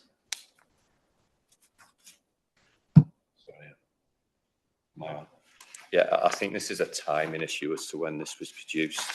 Absolutely, and the committee might wish to make that clear in the recommendation, that they would expect that to be clearly stated in the work plan. I know I've seen this since this goes through the Officer Working Group. I saw this some time ago, and I think that's I think it's a very good point the scheme member representative makes. But it was obviously it's helpful for me if that comes from the committee, that they would like that change to be made. Okay. Any other comments or questions? Would someone like to move the recommendation with that inclusion, that the review should take place within the 12-month period? Moved by Councillor Wren. As seconded, please. Seconded by Councillor Billy Mully. All in favour, please. 3. Against? That's 3. 3, is it? Yeah, so you're carrying. I couldn't see Andy's vote. Sorry, Andy, are you voting for or against? I was voting for, but when you're on screen, nobody notices. Sorry, that's 4 in favour and 3 against. Okay, it's carried. Thank you very much.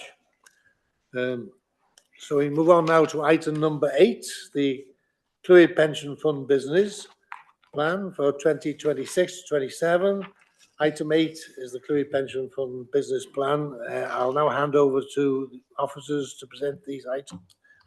Phil, will you introduce this, and the officers and advisors will take turns in presentation. Thank you. Yes, thank you, Chair. The third business plan of the day, and probably the most important as far as we're concerned. So the recommendation is to ask committee to approve our 3-year business plan in this case, which includes the budget for 26-27. So hopefully members now will be quite familiar with this document and its purpose. What I would say this year, it has been particularly difficult to plan and to budget, especially around the governance side and the investment side. But all the things we've been talking about for the future, it is very uncertain when some of these things will transition over to the company. However, what I would say is, and I'm looking now at page 5 or page 295 of the pack. You know, what we do hasn't really changed. How we do it in certain areas, that is what is changing. And over the page, you know, we have our objectives. Our objectives and our mission as a fund haven't changed. And all those policies there that embed required to achieve those objectives are all there and documented, and they're kept regularly updated and brought to this committee. I do accept that the governance diagram on page 297, we haven't updated that yet. That will need to be updated, change relationship. It's there, and changes in the constitution around the advisory panel, etc. That all does need to be updated. Over the page of the business plan, I should say, sorry, over the page is the management structure, the overall structure of the pension fund. It's pleasing to see now the new management arrangements are in place, and we don't have many vacancies there now within the section, which is pleasing to see. If I move over to page 300, page 301, there are main risks. There's some risks there I think will be there. Just generally, the risks of running a pension fund. I think there's going to be staff retentions, or there's going to be a risk that we're going to be trying to manage. Global markets, always going to be a risk, and we're probably going to talk about that a little bit later. I'm sure there'll be a question on global markets, heightened at the moment. Climate risk is another, I suspect, is something we're going to have to manage for a long time. And then there's other matters that we're dealing with at the moment around pooling. It's what we're dealing with at the time. So there's some heightened risk and uncertainty around that. I guess my own feeling about this, if I can make a personal comment, is I guess the more things change, the more they stay the same. It's how I'm feeling at the moment. And just the last thing for me on the page 302 is the training plan. You'll see the items on the training plan very much reflect the risks as well on the previous page. All these changes we're going through, trying to manage and keep employers up to date on where they are in the costs of the scheme for them. Responsible and local investment. Local investment is the thing I do need to just speak to you after the committee. And again, we've got all the review of the documents. And let's not forget dashboard as well, just a small item of dashboard that's going to have to be implemented next year. We tend to sometimes forget about also many other things other than investments and pooling that we're going to have to deal with. So that's my overview, Chair. I'll through you, if I can hand over, I think, to Karen first to go through the governance section. Thank you, Karen. Thanks, Will. Sorry. Thank you, Chair. Yes, as Phil said, I'll take you through the governance appendix of the business plan. So picking up from page 308 in your pack.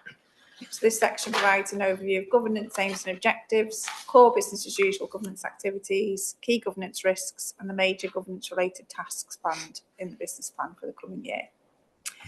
So our aims and objectives focus on strong decision making, compliance, risk management, and maintaining high standards of integrity, transparency, and knowledge among those running the fund. The fund also commits to clear business planning, safeguarding data systems, and adhering to legislation and best practice guidance. Business as usual governance includes supporting delegated decision making, maintaining training and conflict of interest processes, managing risks through regular reporting, complying with the pension regulators' requirements, and safeguarding against breaches, fraud, and cyber risks. The fund also maintains business plans, budgets, and procurement controls, supports audit activity, responds to information requests, and participates in governance groups. So not much going on for your business as usual items there. So I'll move on to the specific governance risks. There are two main governance risks currently rated red, which Phil's referred to as the WPP delegated decision making and decisions not implemented due to resourcing. So moving on to the actual planned tasks within the governance areas 311 of your pack. So there are 6 major governance projects that are planned, and I'll take each one in turn. So the first one, implementing the legislative changes. So as you all know, following the Good Governance Project and the draft LGPS amendment regs, we must implement several new statutory requirements. Those being a legal requirement for committee members to retain and maintain knowledge and skills, which we've discussed in detail, new requirements for the fund's governance strategy, conflicts of interest policy and training strategy, and the introduction of a senior LGPS officer and an independent person. So the key deliverables for those areas are drafting and agreeing the role descriptions, appointing the senior and deputy LGPS officer and independent person, updating the constitution, and completing the first independent governance review. Moving on to item 2 is the governance arrangements of WPP and WPP IMCO. So new pooling regulations require us as administrative authorities to participate fully in a single FCA authorised asset pool company. These tasks for us to be compliant include updating the fund's risk register, which will reflect the new WPP governance model, establishing ongoing review processes for principal investment advice delivered by WPP IMCO, reviewing cybersecurity arrangements for the pool, participating in the upcoming 12-month WPP governance review, and ensuring the fund's views are communicated effectively to the JGC. G3, staffing structure, succession planning and operational arrangements. So the drivers for this action include retirements, retention risks, WPP IMCO formation, all of the good governance changes that have been discussed, and as Phil's just alluded to, the national dashboard demands. G4 is in relation to review of the governance related policies. So just next year alone, there are 6 policies that will require review off the back of the good governance updates. Those being the cyber strategy review, governance strategy, knowledge and skills policy, conflicts of interest policy, equality, diversity and inclusion policy, and risk management policy. So you'll be busy reviewing all of those items for us in the future. And all of these must be aligned with the LGPS 2026 regulations, the TPR's general code, and any other statutory guidance. So as you can imagine, this is a substantial amount of work that all of the officers and yourselves will be undertaking. G5 is in relation to review tender supplier contracts and ensure that we're aligning to any procurement changes, and the contract that is up for tendency is the actuarial and benefits consultancy contract. And G6 relates to the appointment cycles for committee and board members. So there are a number of appointments that end in 2026 when the term comes to an end, committee representative members and pension board employer representative. So just to summarise, The governance programme over the next 3 years is significant and shaped heavily by new legislation, changes to national LGPS governance expectations and the transition to WPP IMCO. A strong focus will be on risk management, staffing resilience, policy updates and regulatory compliance will ensure the fund continues to be well governed and fit for the future. Thank you, Chair. I'll hand over to the next section of the business. Thanks, Karen. David? Okay, thank you, Chair. Good afternoon, everybody. Can everyone hear me? Yeah, going through? Okay. Good. The finance, funding and investment elements of the business plans are interlinked. So I'll be going over some of the next few pages before handing over to Ye. And I'll be inviting our actuary to come in also. In a similar way to Karen, I'll be running over the points at a high level. So if I could ask you to turn to the top of page 323. And you'll be familiar with the table layout from the previous business plans. So F1 is implementation of updated funding and risk monitoring frameworks. So this is the most crucial one from a funding perspective, as it's the setup of the new monitoring framework. And this will allow the committee to monitor how the fund and the pool are doing versus the objectives set by the committee. I shall now hand over to our actuary for a few more details around this. Thank you. Paul?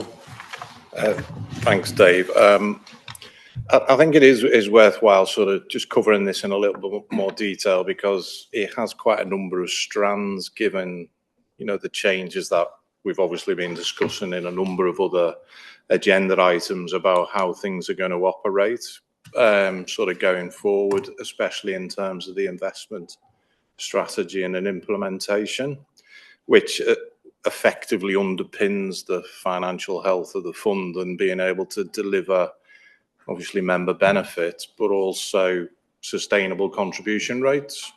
So as Dave said, a crucial part of how we've got to think about this, and some of that will be familiar and is similar to what we do now, will need to be sort of thought through for a number of different reasons. So ultimately, you as a committee and the Clwyd Pension Fund can monitor how those objectives are being delivered to in terms of risk, return and outcomes. So that's quite an important thing.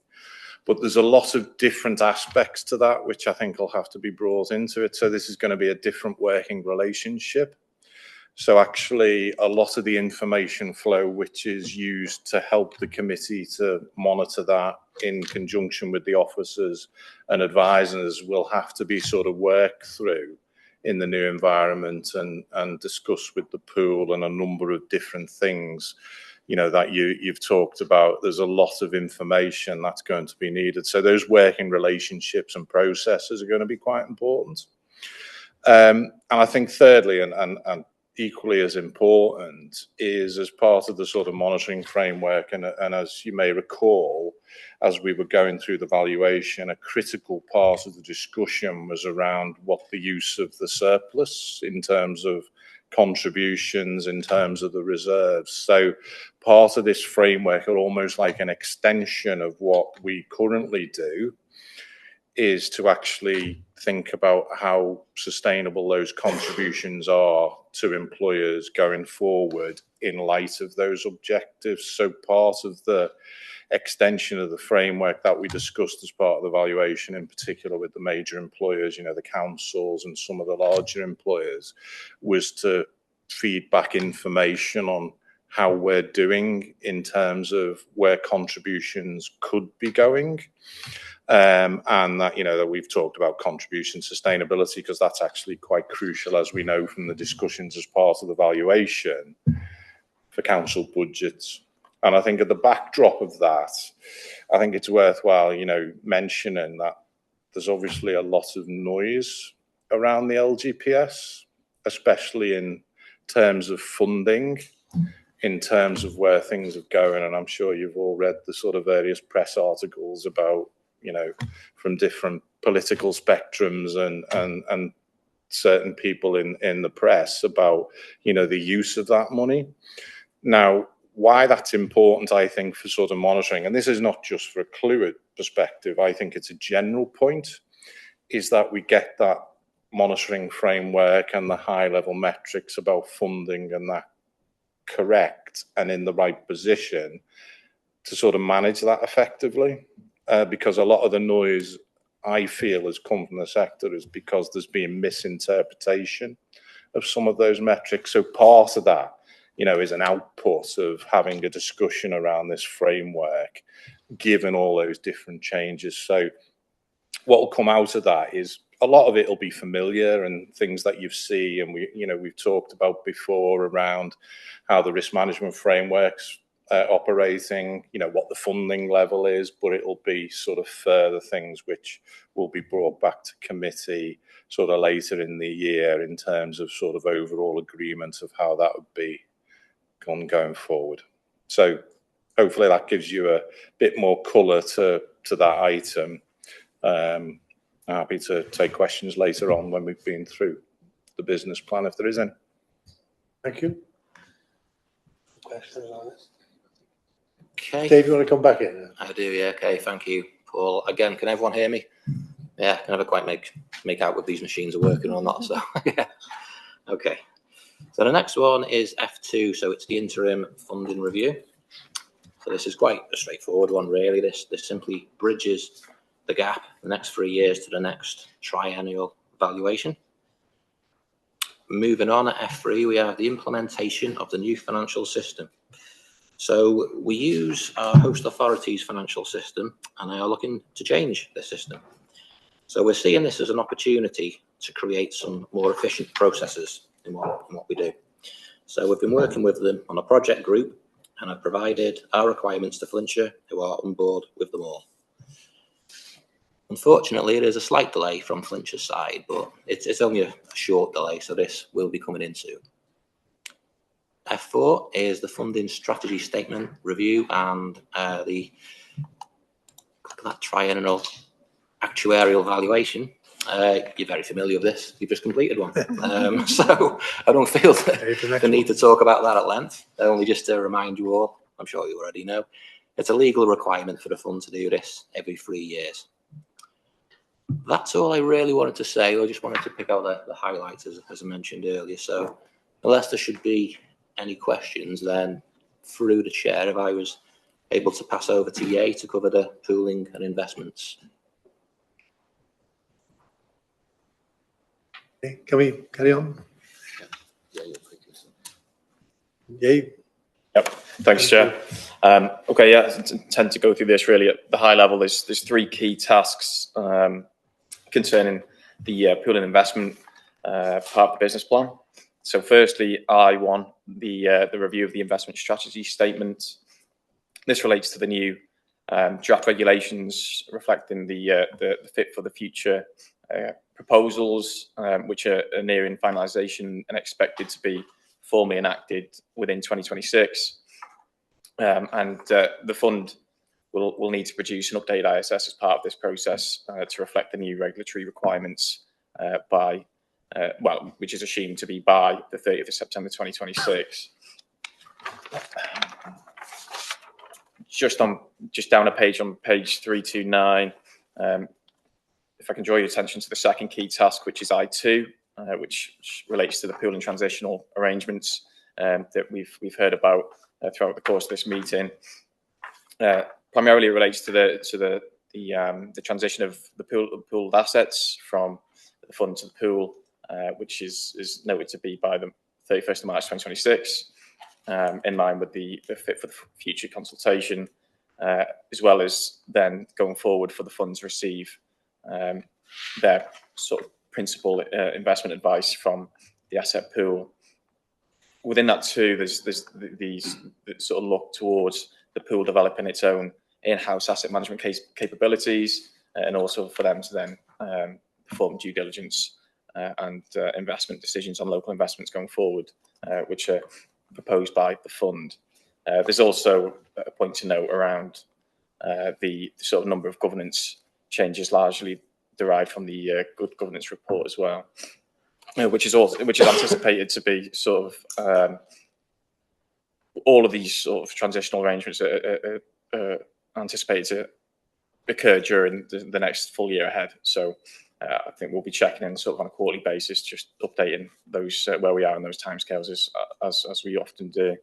And the last key task that I wanted to point out, that's on the actual the list of tasks, is I3, which is relates to the responsible local investment piece, and particularly the forthcoming regulations and guidance that sort of set out and require all local government pension schemes to set a target range for local investments to be included in their ISS. To remind you, the fund currently has 8% strategic allocation to local/impact. And within this portfolio, this is broadly split across evenly across UK, global and Welsh geographies. And also probably just wanted to highlight the point around the additional work going on to evolve the approach of the fund to the nature-related risks and opportunities that will also be explored. With that, Chair, conclude, unless there are any questions. Thank you. Any questions or comments?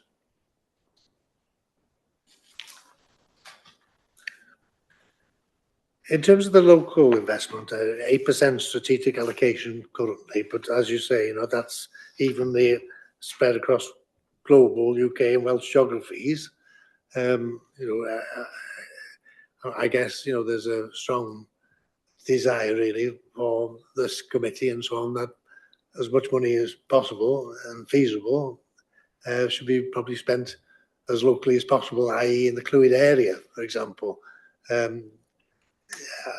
Is that being pursued at this moment in time, or can it be pursued even more vigorously, perhaps?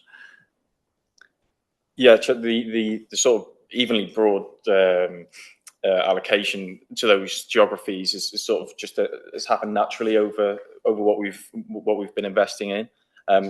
Obviously, there's the preference for local investments here in Clwyd and Wales itself, which will be including as part of our objectives to the ISS, the separate piece of paper to the ISS, that we recognise that we have a more of a desire to invest in this geography, locally. But perhaps I could give it to Steve if you've got any further comment. Yeah, just to say we've set out exactly those issues and your preference to support local investment in the investment strategy statement. But you're going to be completely dependent on working with and collaborating with WPP to identify and invest in local opportunities going forward. I think some of us were in discussion last week. Steve and I think we're in a working group last week at the conference.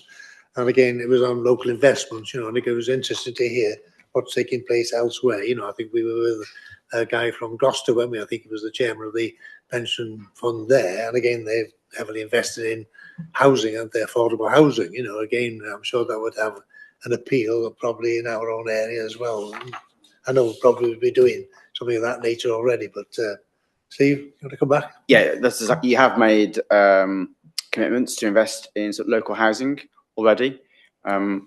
Where the pools are at, though, and this includes WPP, that they're looking to build the necessary skills and capabilities internally to then identify and assess the local opportunities, which they would then come to you.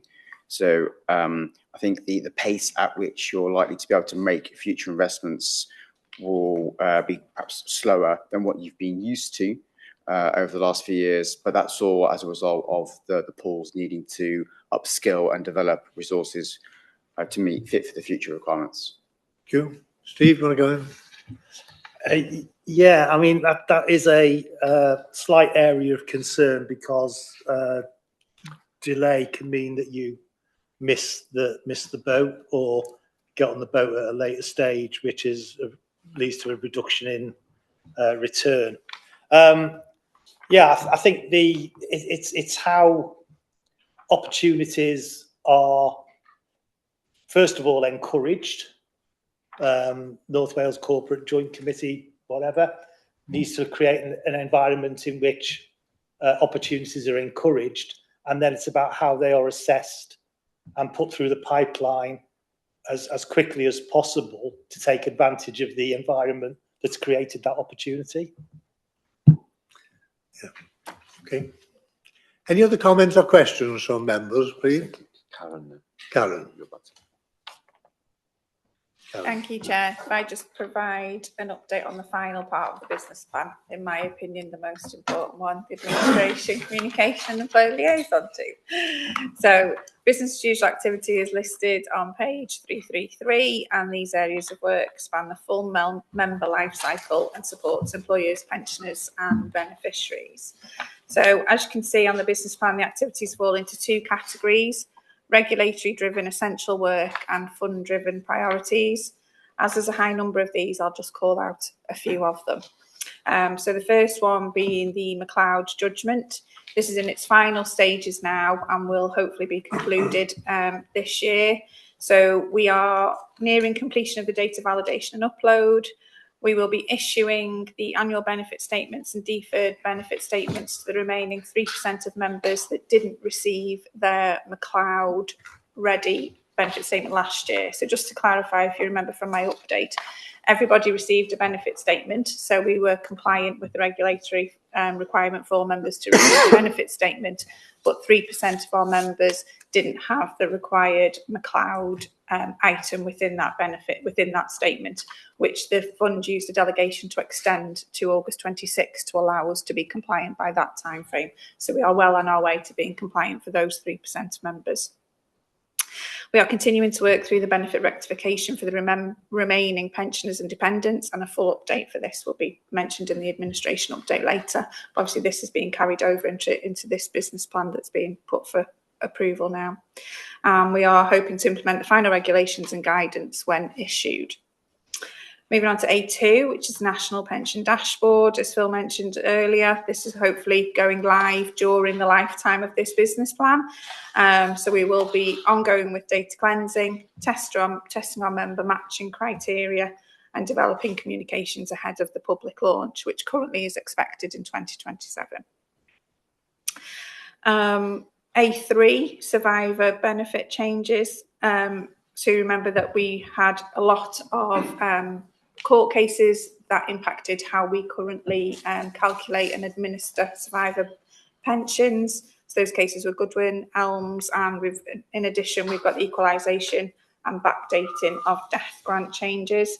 So a lot of work in relation to that item, which will involve tracing the beneficiaries, verifying entitlement, and recalculating and putting those arrears into payment. I'll move on to A6, benefit changes relating to absences. So this relates to the gender pensions gap. So new rules on authorised absences and child-related leave have come into play. This involves significant employer communications and payroll coordination, and we'll also be testing our software before we can go fully live and implement those changes. A7 is in relation to opt-out. So this is a mandatory requirement now to provide opt-out data, so data in relation to members that have opted out of the pension scheme. There'll be significant communication to members who have opted out to remind them of the benefits of the scheme and advise them of the 50-50 option as well. And there's also now an employer engagement requirement for new reporting responsibilities, which we have liaised with our employers to advise them of their responsibilities and requirements that they are now need to comply. So moving on to the fund-driven projects, you'll see A10 is the policy review, which I mentioned earlier as part of the governance review. These ones are specifically related to administration. So you can see there's a number there. And some other updates, 10A and 10B, both cover the full implementation of the communication strategy. So just help us progress and be fully compliant with that strategy. In relation to the employer liaison team, we haven't added any specific actions for that area, and that was deliberate because we want to focus on business as usual and improving our employer data submission process with our employers. So no specific actions in that area. It's more to just improve our current practices, really. Happy to take any questions. Thank you, Chair. Any questions or comments? Steve? Sorry. You're perfectly well. Page 317, the appointment of local pension board and pension fund committee members.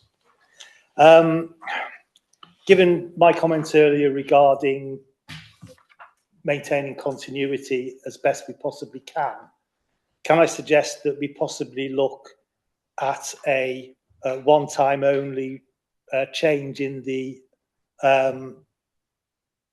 elected period for these representatives coming up?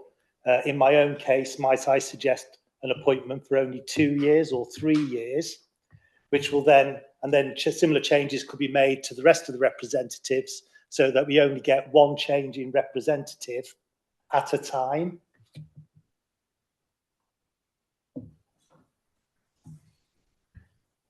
I'll leave the full mechanism up to somebody who... Chris, you want to come in? I think we can certainly look at that. It seems like a sensible suggestion to take things forward. So I see no reason not to consider it. There may, of course, be reasons that is not practical, but there's no reason not to look at the way that might work. You're winning now. Okay. Any other questions or comments from the floor? Okay, or from those on screen? Okay. Can someone please move the recommendation then, which is that the business plan related to the period 2026-27 to 28-29, including the budget for 2026 to 27. Someone like to move? Moved by Steve, seconded by Billy Mullin. All those in favour, please. Anyone against? Any abstentions? Thank you. If we can move on now to item number 9. We'll skip we were due to have a comfort break now, but we've had that earlier, so we'll carry on, go directly to item number 9, which is the investment funding and pooling update. Okay. And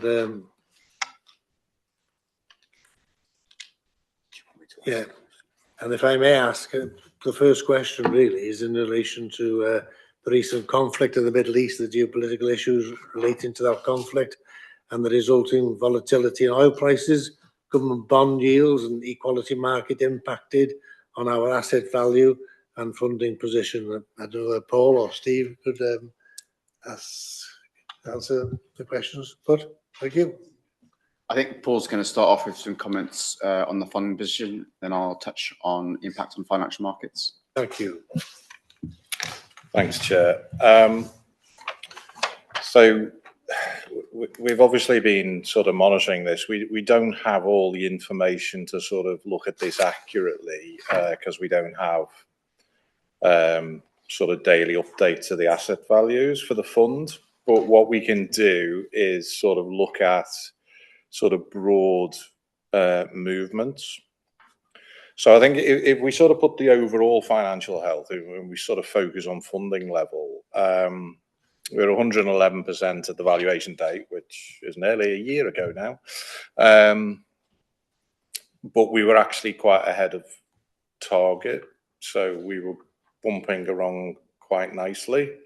I think what I'd sort of estimate is the impact just of the recent market volatility. So I've used that to say what's happened since the end of February, basically, broadly.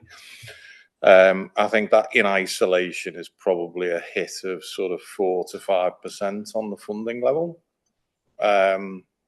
Combination of different factors.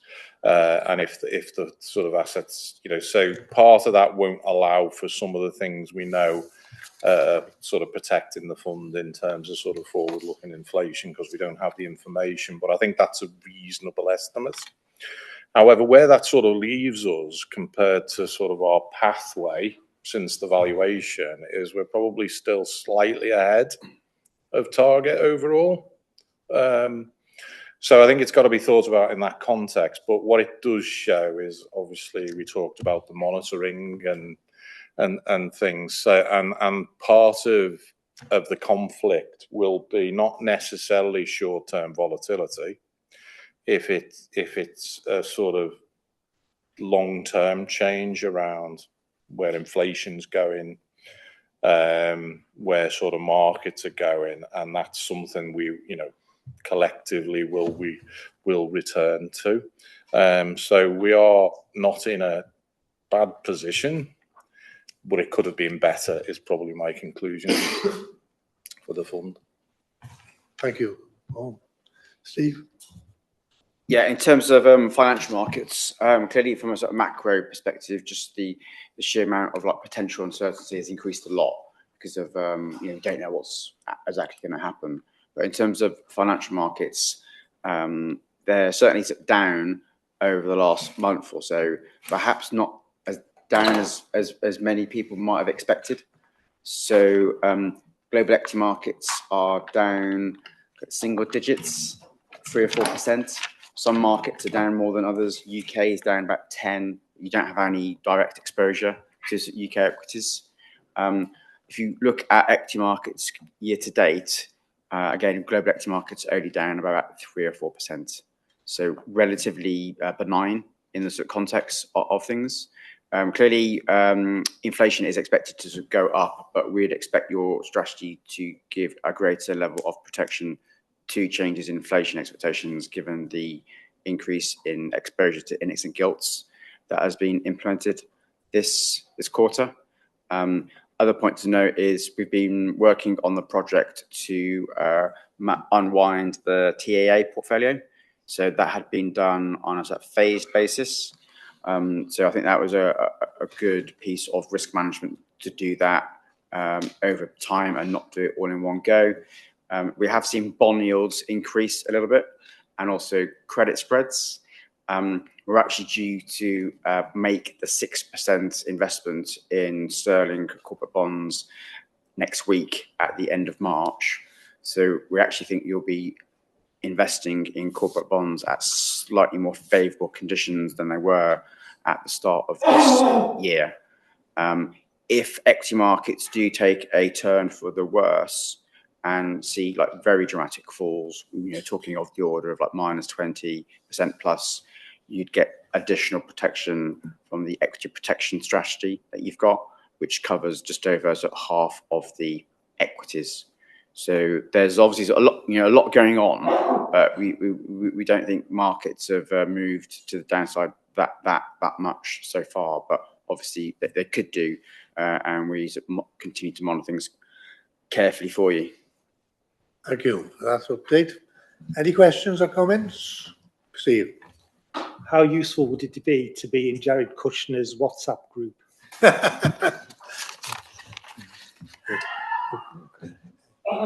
Ken? Thank you, Chair. I just wanted to pick up on page 358. There's a comment in the middle of the page just around the relative performance of a couple of the parts of the portfolio, the property and the timber agriculture, where the relative returns are quite significantly behind expectations, minus 23% and minus 20% or so. Could you provide a bit more comment on that, please? Yeah, thanks. So on timber and agriculture, the issue there is it's a technical issue, really, in the sense that you've got a very small exposure, like single figures, millions invested in a Timberland fund, which is in the process of wind down. So it's in the process of like looking to sell assets and return capital. So the calculated return looks large on the negative side because of the return of capital. We're not overly concerned by it though, because you tend to see these type of patterns of performance when a fund is at the end of its life. More significant is a specialist property fund that the fund has exposure to, and some specific issues in relation to that fund. And that fund had received a number of redemptions, a large amount of redemptions from other investors. Because of that, the fund manager decided to move the valuation basis from a going concern basis to a like a worst case wind up. So there continues to be sort of issues with that manager. It's effectively in a sort of workout period, looking to put in place a plan to sort of come out of a period of stress. So ourselves and officers have been heavily scrutinising what that manager has been doing, but we expect it to be an ongoing issue. Okay, thank you. Any other questions from members?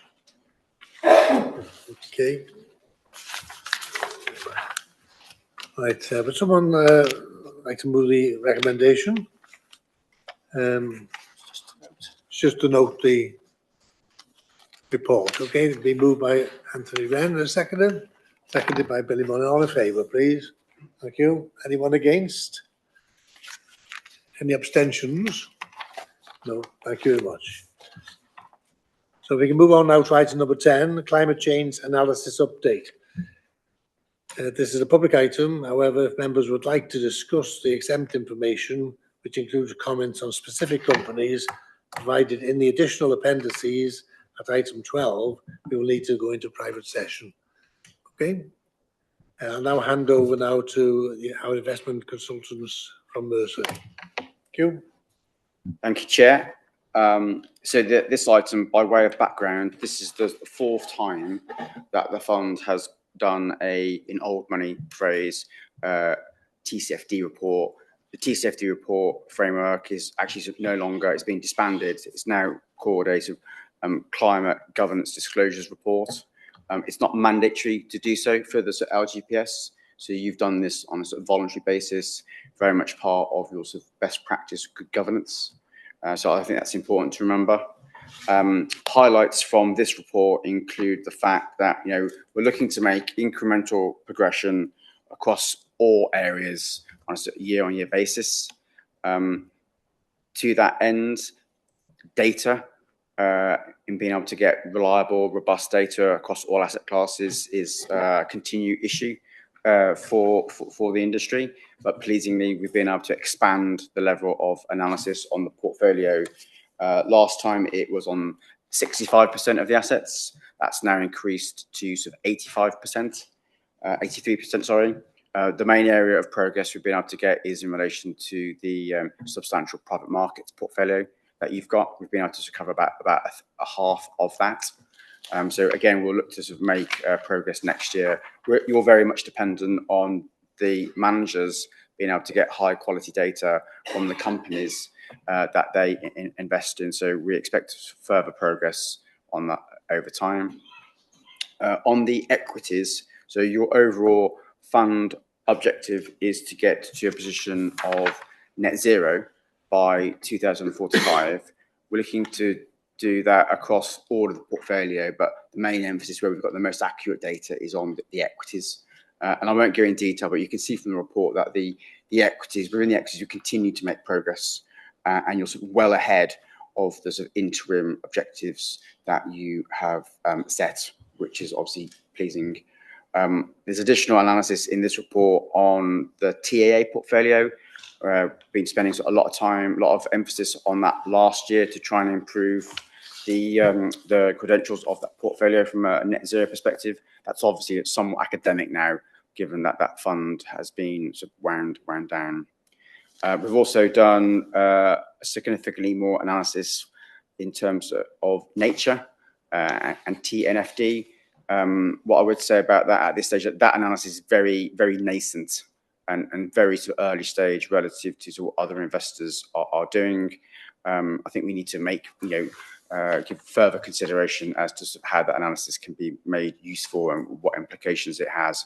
But it can certainly be used as I think it can be useful in terms of your engagement and discussions with WPP. Okay. Steve? Yeah, sorry, I just need to take a comfort break, but it's a pity that this is attached to the back of this report, because I think the information provided in here is exceptional and worthy of great debate. I think it's unfortunate to be tagged on at the end of this meeting, but I think thank you for all this work. If I'm not back in time to find it. Okay, thank you.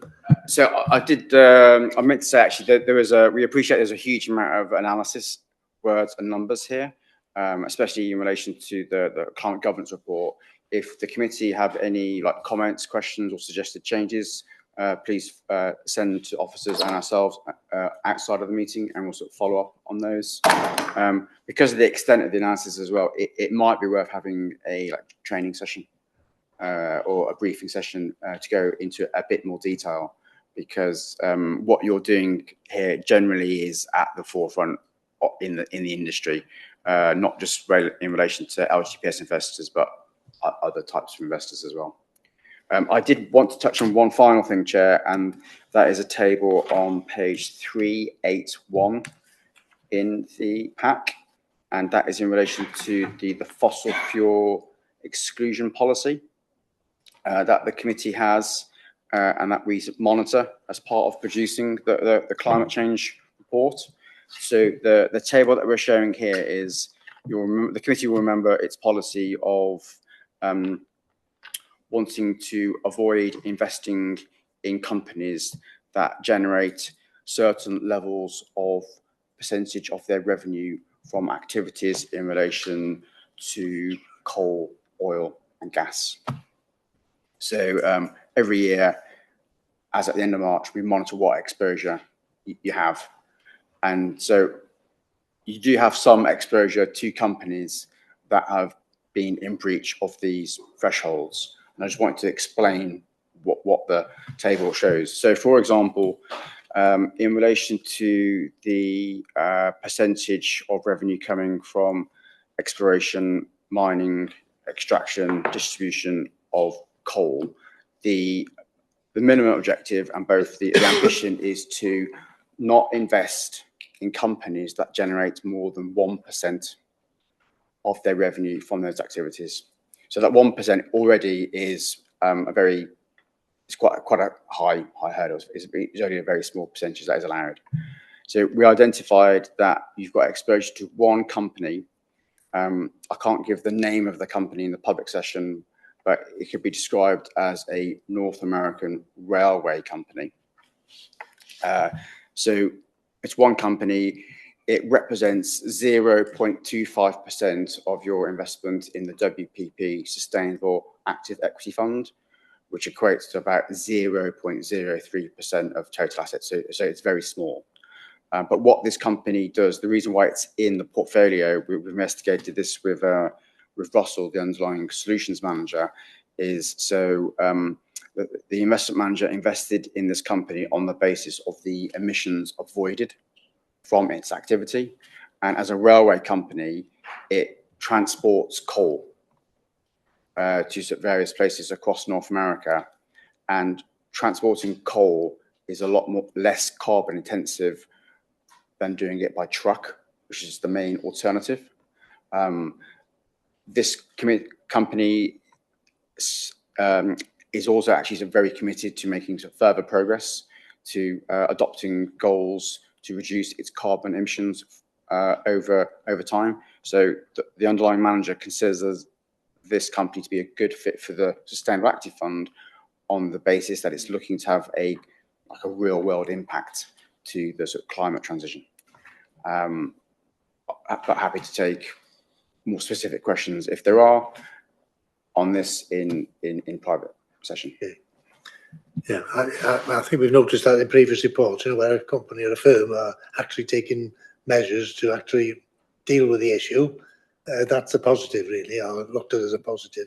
Yeah, I think it's moving in the right direction, isn't it? Yeah, I think it's a good example of if there's a company, as we've identified, that is in breach, it doesn't necessarily follow that it's an automatic company that you would want to maybe divest from, because it's actually a company that's looking to contribute to the climate transition, which is going to be needed to have real world impact. Okay, thank you. Any questions from members? Ken, sorry. Thank you, Chair. Just a quick comment, if I may. I would just like to say, based on my experience, I think the depth and quality of the analysis in these reports is absolutely first class, and it really puts Clwyd Pension Fund right at the top, I would say, in terms of the reporting and analysis that's being done, compared to other UK pension funds. It really is excellent work. Thank you for that. It's good to know. I think we tend to look at things in isolation because this is all we get, isn't it, really, as members of this committee? But that is a comment worthy of note. Thank you for that, Ken. Any questions from members on the report? Can I thank you for the report given? And would someone like to move the recommendation on the bottom of page 373, the committee consider, discuss and note the draft climate governance report, draft member summary and analysis from the analytics for climate transition and the nature risk analysis. Someone like to move? Moved by Councillor Wren, seconded by Councillor Mullin. All in favour, please. Thank you. Anyone against? Thanks very much indeed. Moving now on to item number 11. Item number 11 is the administration and communications update, which the pension operations manager will present. Okay. Thank you. Karen, Thank you, Chair. Me again. Thank you. So overall progress against the business plan for administration remains positive and most items are either on or ahead of target. So I'll take you through the business plan update. McLeod and National Pension Dashboards I'll pick up later in this report. So moving on to A3, survivor benefit changes.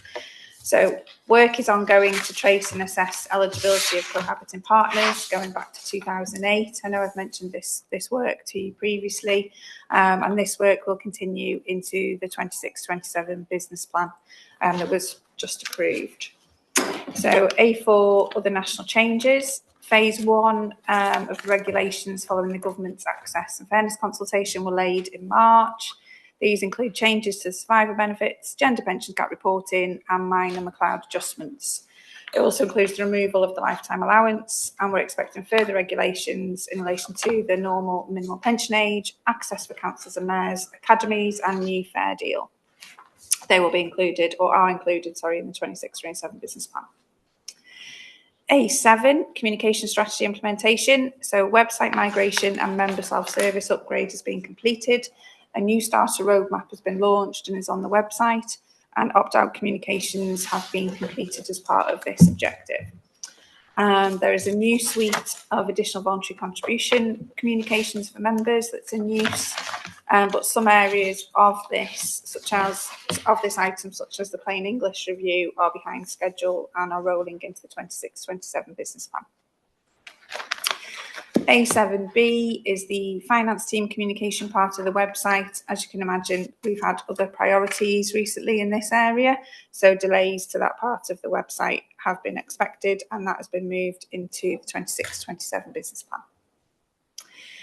So moving on to the McLeod programme update. As you'll see, the McLeod programme is currently rated green and remains on track for completion by the 31st of August 2026. So recent progress includes preparing for the 2026 benefit statements for the remaining 3% members, which I've just mentioned, and continuing the rectification of pensioner benefits. So currently 76 pensioners have received additional payments due in relation to McLeod. I don't think there'll be any more because we are nearing completion of the pensioner rectification exercise now. So those members have been contacted and benefits are in pay. Initial work is underway to look back on member records that have passed away to see if their estate is eligible for any of the McLeod arrears, and obviously transfer cases of members that have transferred in and out of the scheme. Our software is now thankfully largely up to date, with just one outstanding area relating to previous transfers in, specifically in relation to McLeod. From a national pension dashboard perspective, from a national context, over 700 schemes have now connected to the dashboard, with 75% of their records in scope. There's been revised guidance issued on data quality and reporting. Daily reporting interface is proposed for November, and a public launch expected in 2027, but we will have 6 months notice before that goes live to the public. So an update on fund progress. So the fund successfully connected by the legislative date of 31st October 2025. So we met the statutory staging deadlines. We've undertaken technical testing, and we will continue to look at our security and validation and integration until they're all complete and we're fully satisfied before we go live. The next phase includes continued AVC, so additional voluntary contribution interface testing with our providers, and consolidating data sources and ongoing member communications. Other key areas for the administration team have been the website migration that I mentioned at the previous update. So a transition to a new host was needed due to the changes required for the current configuration arrangement. So the website is now hosted by Flintshire County Council as opposed to Haywards, and we went live with that website in November. It offers us greater flexibility and improved functionality for members. There's been no impact to members as a duplicate website was developed and switched on at the same time as the old one was switched off. There was additional work for officers, but no downtime for the website itself. We are currently developing a service level agreement with colleagues in Flintshire, and we have regular service meetings to discuss any issues and future requirements. We've also undertaken a member self-service upgrade, which also went live in November. So it was a very busy quarter for officers and my colleagues in relation to those two areas.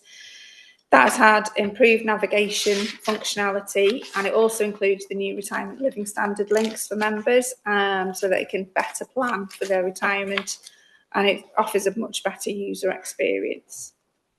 32% of our previously registered members, so members that are previously registered for MSS, have since logged on and used the new version of member self-service. And we will continue to actively promote that new version as well.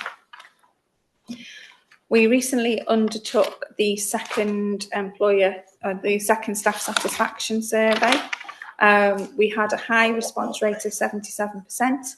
80% of members of our staff members are happy or very happy working for the Clwyd Pension Fund, and we had very strong ratings for managerial support.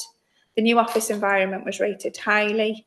There are some concerns around pay and higher proportion planning to leave within 5 years compared to the last survey, but that is more due to age-related members of staff and retirement planning. So there are no new actions required, and ongoing work streams are already addressed by officers anyway. In relation to the administration performance and key performance indicators, you'll notice that there's a graph for the casework volumes. So for August 25 to February 26, so the last reporting period since the full update report, there was over 20,000 incoming cases. That was 600 higher than the previous year for the same period, and nearly 22,000 cases have been completed, which is an increase in over 1,300 cases. So the number of open cases reduced to just over 5,000, which is the lowest since January 23. And I've had a quick look and we're down to 4,395. It's a bit of an obsession of mine to look at this. So it's down to the lowest that we have been for a significant period of time now. The drivers of improvement include data cleansing and focus training. So key performance indicators overall, you'll see that the areas have improved, and the areas that have improved the most over the last 3 months are joiners, with over 95% within the legal timeframes. Transfers in and out, the performance in that area has improved significantly following the release of the GAD guidance, and the transfers outstanding reduced from 642 to 312 since April. In retirements, slightly lower volumes due to the holiday period, because this period covers the last quarter, but performance remains stable at around 93% for the legal measure. So really positive numbers there. And just to add from a resource perspective, due to the future regulatory changes, that's obviously going to increase workload. So maintaining performance will obviously remain a priority, and staffing levels will continue to be monitored. Just an update on communications. So since the last full update, we've issued the mandatory pension savings statements with the deadline of the 6th of October. We've issued the deferred and active newsletters, including the satisfaction surveys for members and the member self-service promotions. We've undertaken 78 one-to-one member sessions. 19 employer emails have been circulated, providing the necessary information required for employers, and the new starter roadmap has been published to the website. As you can see in the risk section, risk 1, staffing capacity and skills, is rated as 12, so it's still red, so it's furthest from target, and that has been escalated to the chair in line with our policy. So in relation to our other risks, 4 risks are 1 point away from target, and 3 risks are already at target, showing a strong control environment. So sorry, I tried to be quick because it's been a long meeting. Overall, positive report. Thank you, Chair. Thank you, Gavin. Any questions or comments from members? I think it'd be complimented on reducing the number of cases, open cases. Obviously, a lot of hard work gone into that. Thank you. Any comments or questions? Okay, would someone like to move the recommendation, which is simply to consider the update? Would someone like to move? Moved by Councillor Mullin, seconded by Councillor Wren. All in favour, please. Thank you. Anyone against? No. Okay, thank you. Moving on to item number 12, which is confidential appendices to the agenda, item number 10. We've discussed these already. If anybody's got any particular questions relating to these, I think we need to go into private session.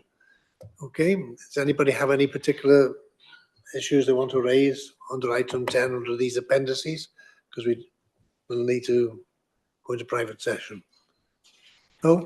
No questions. Okay, so item 13 is the future meetings scheduled for this committee, and the next meeting will be at 9:30 a.m. on Wednesday, the 17th of June. Okay? All right.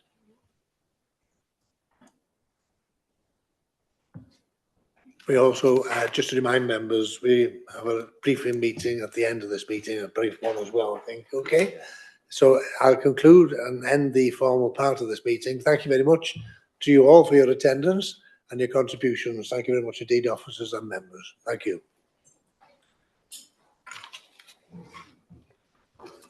Slide this down. We are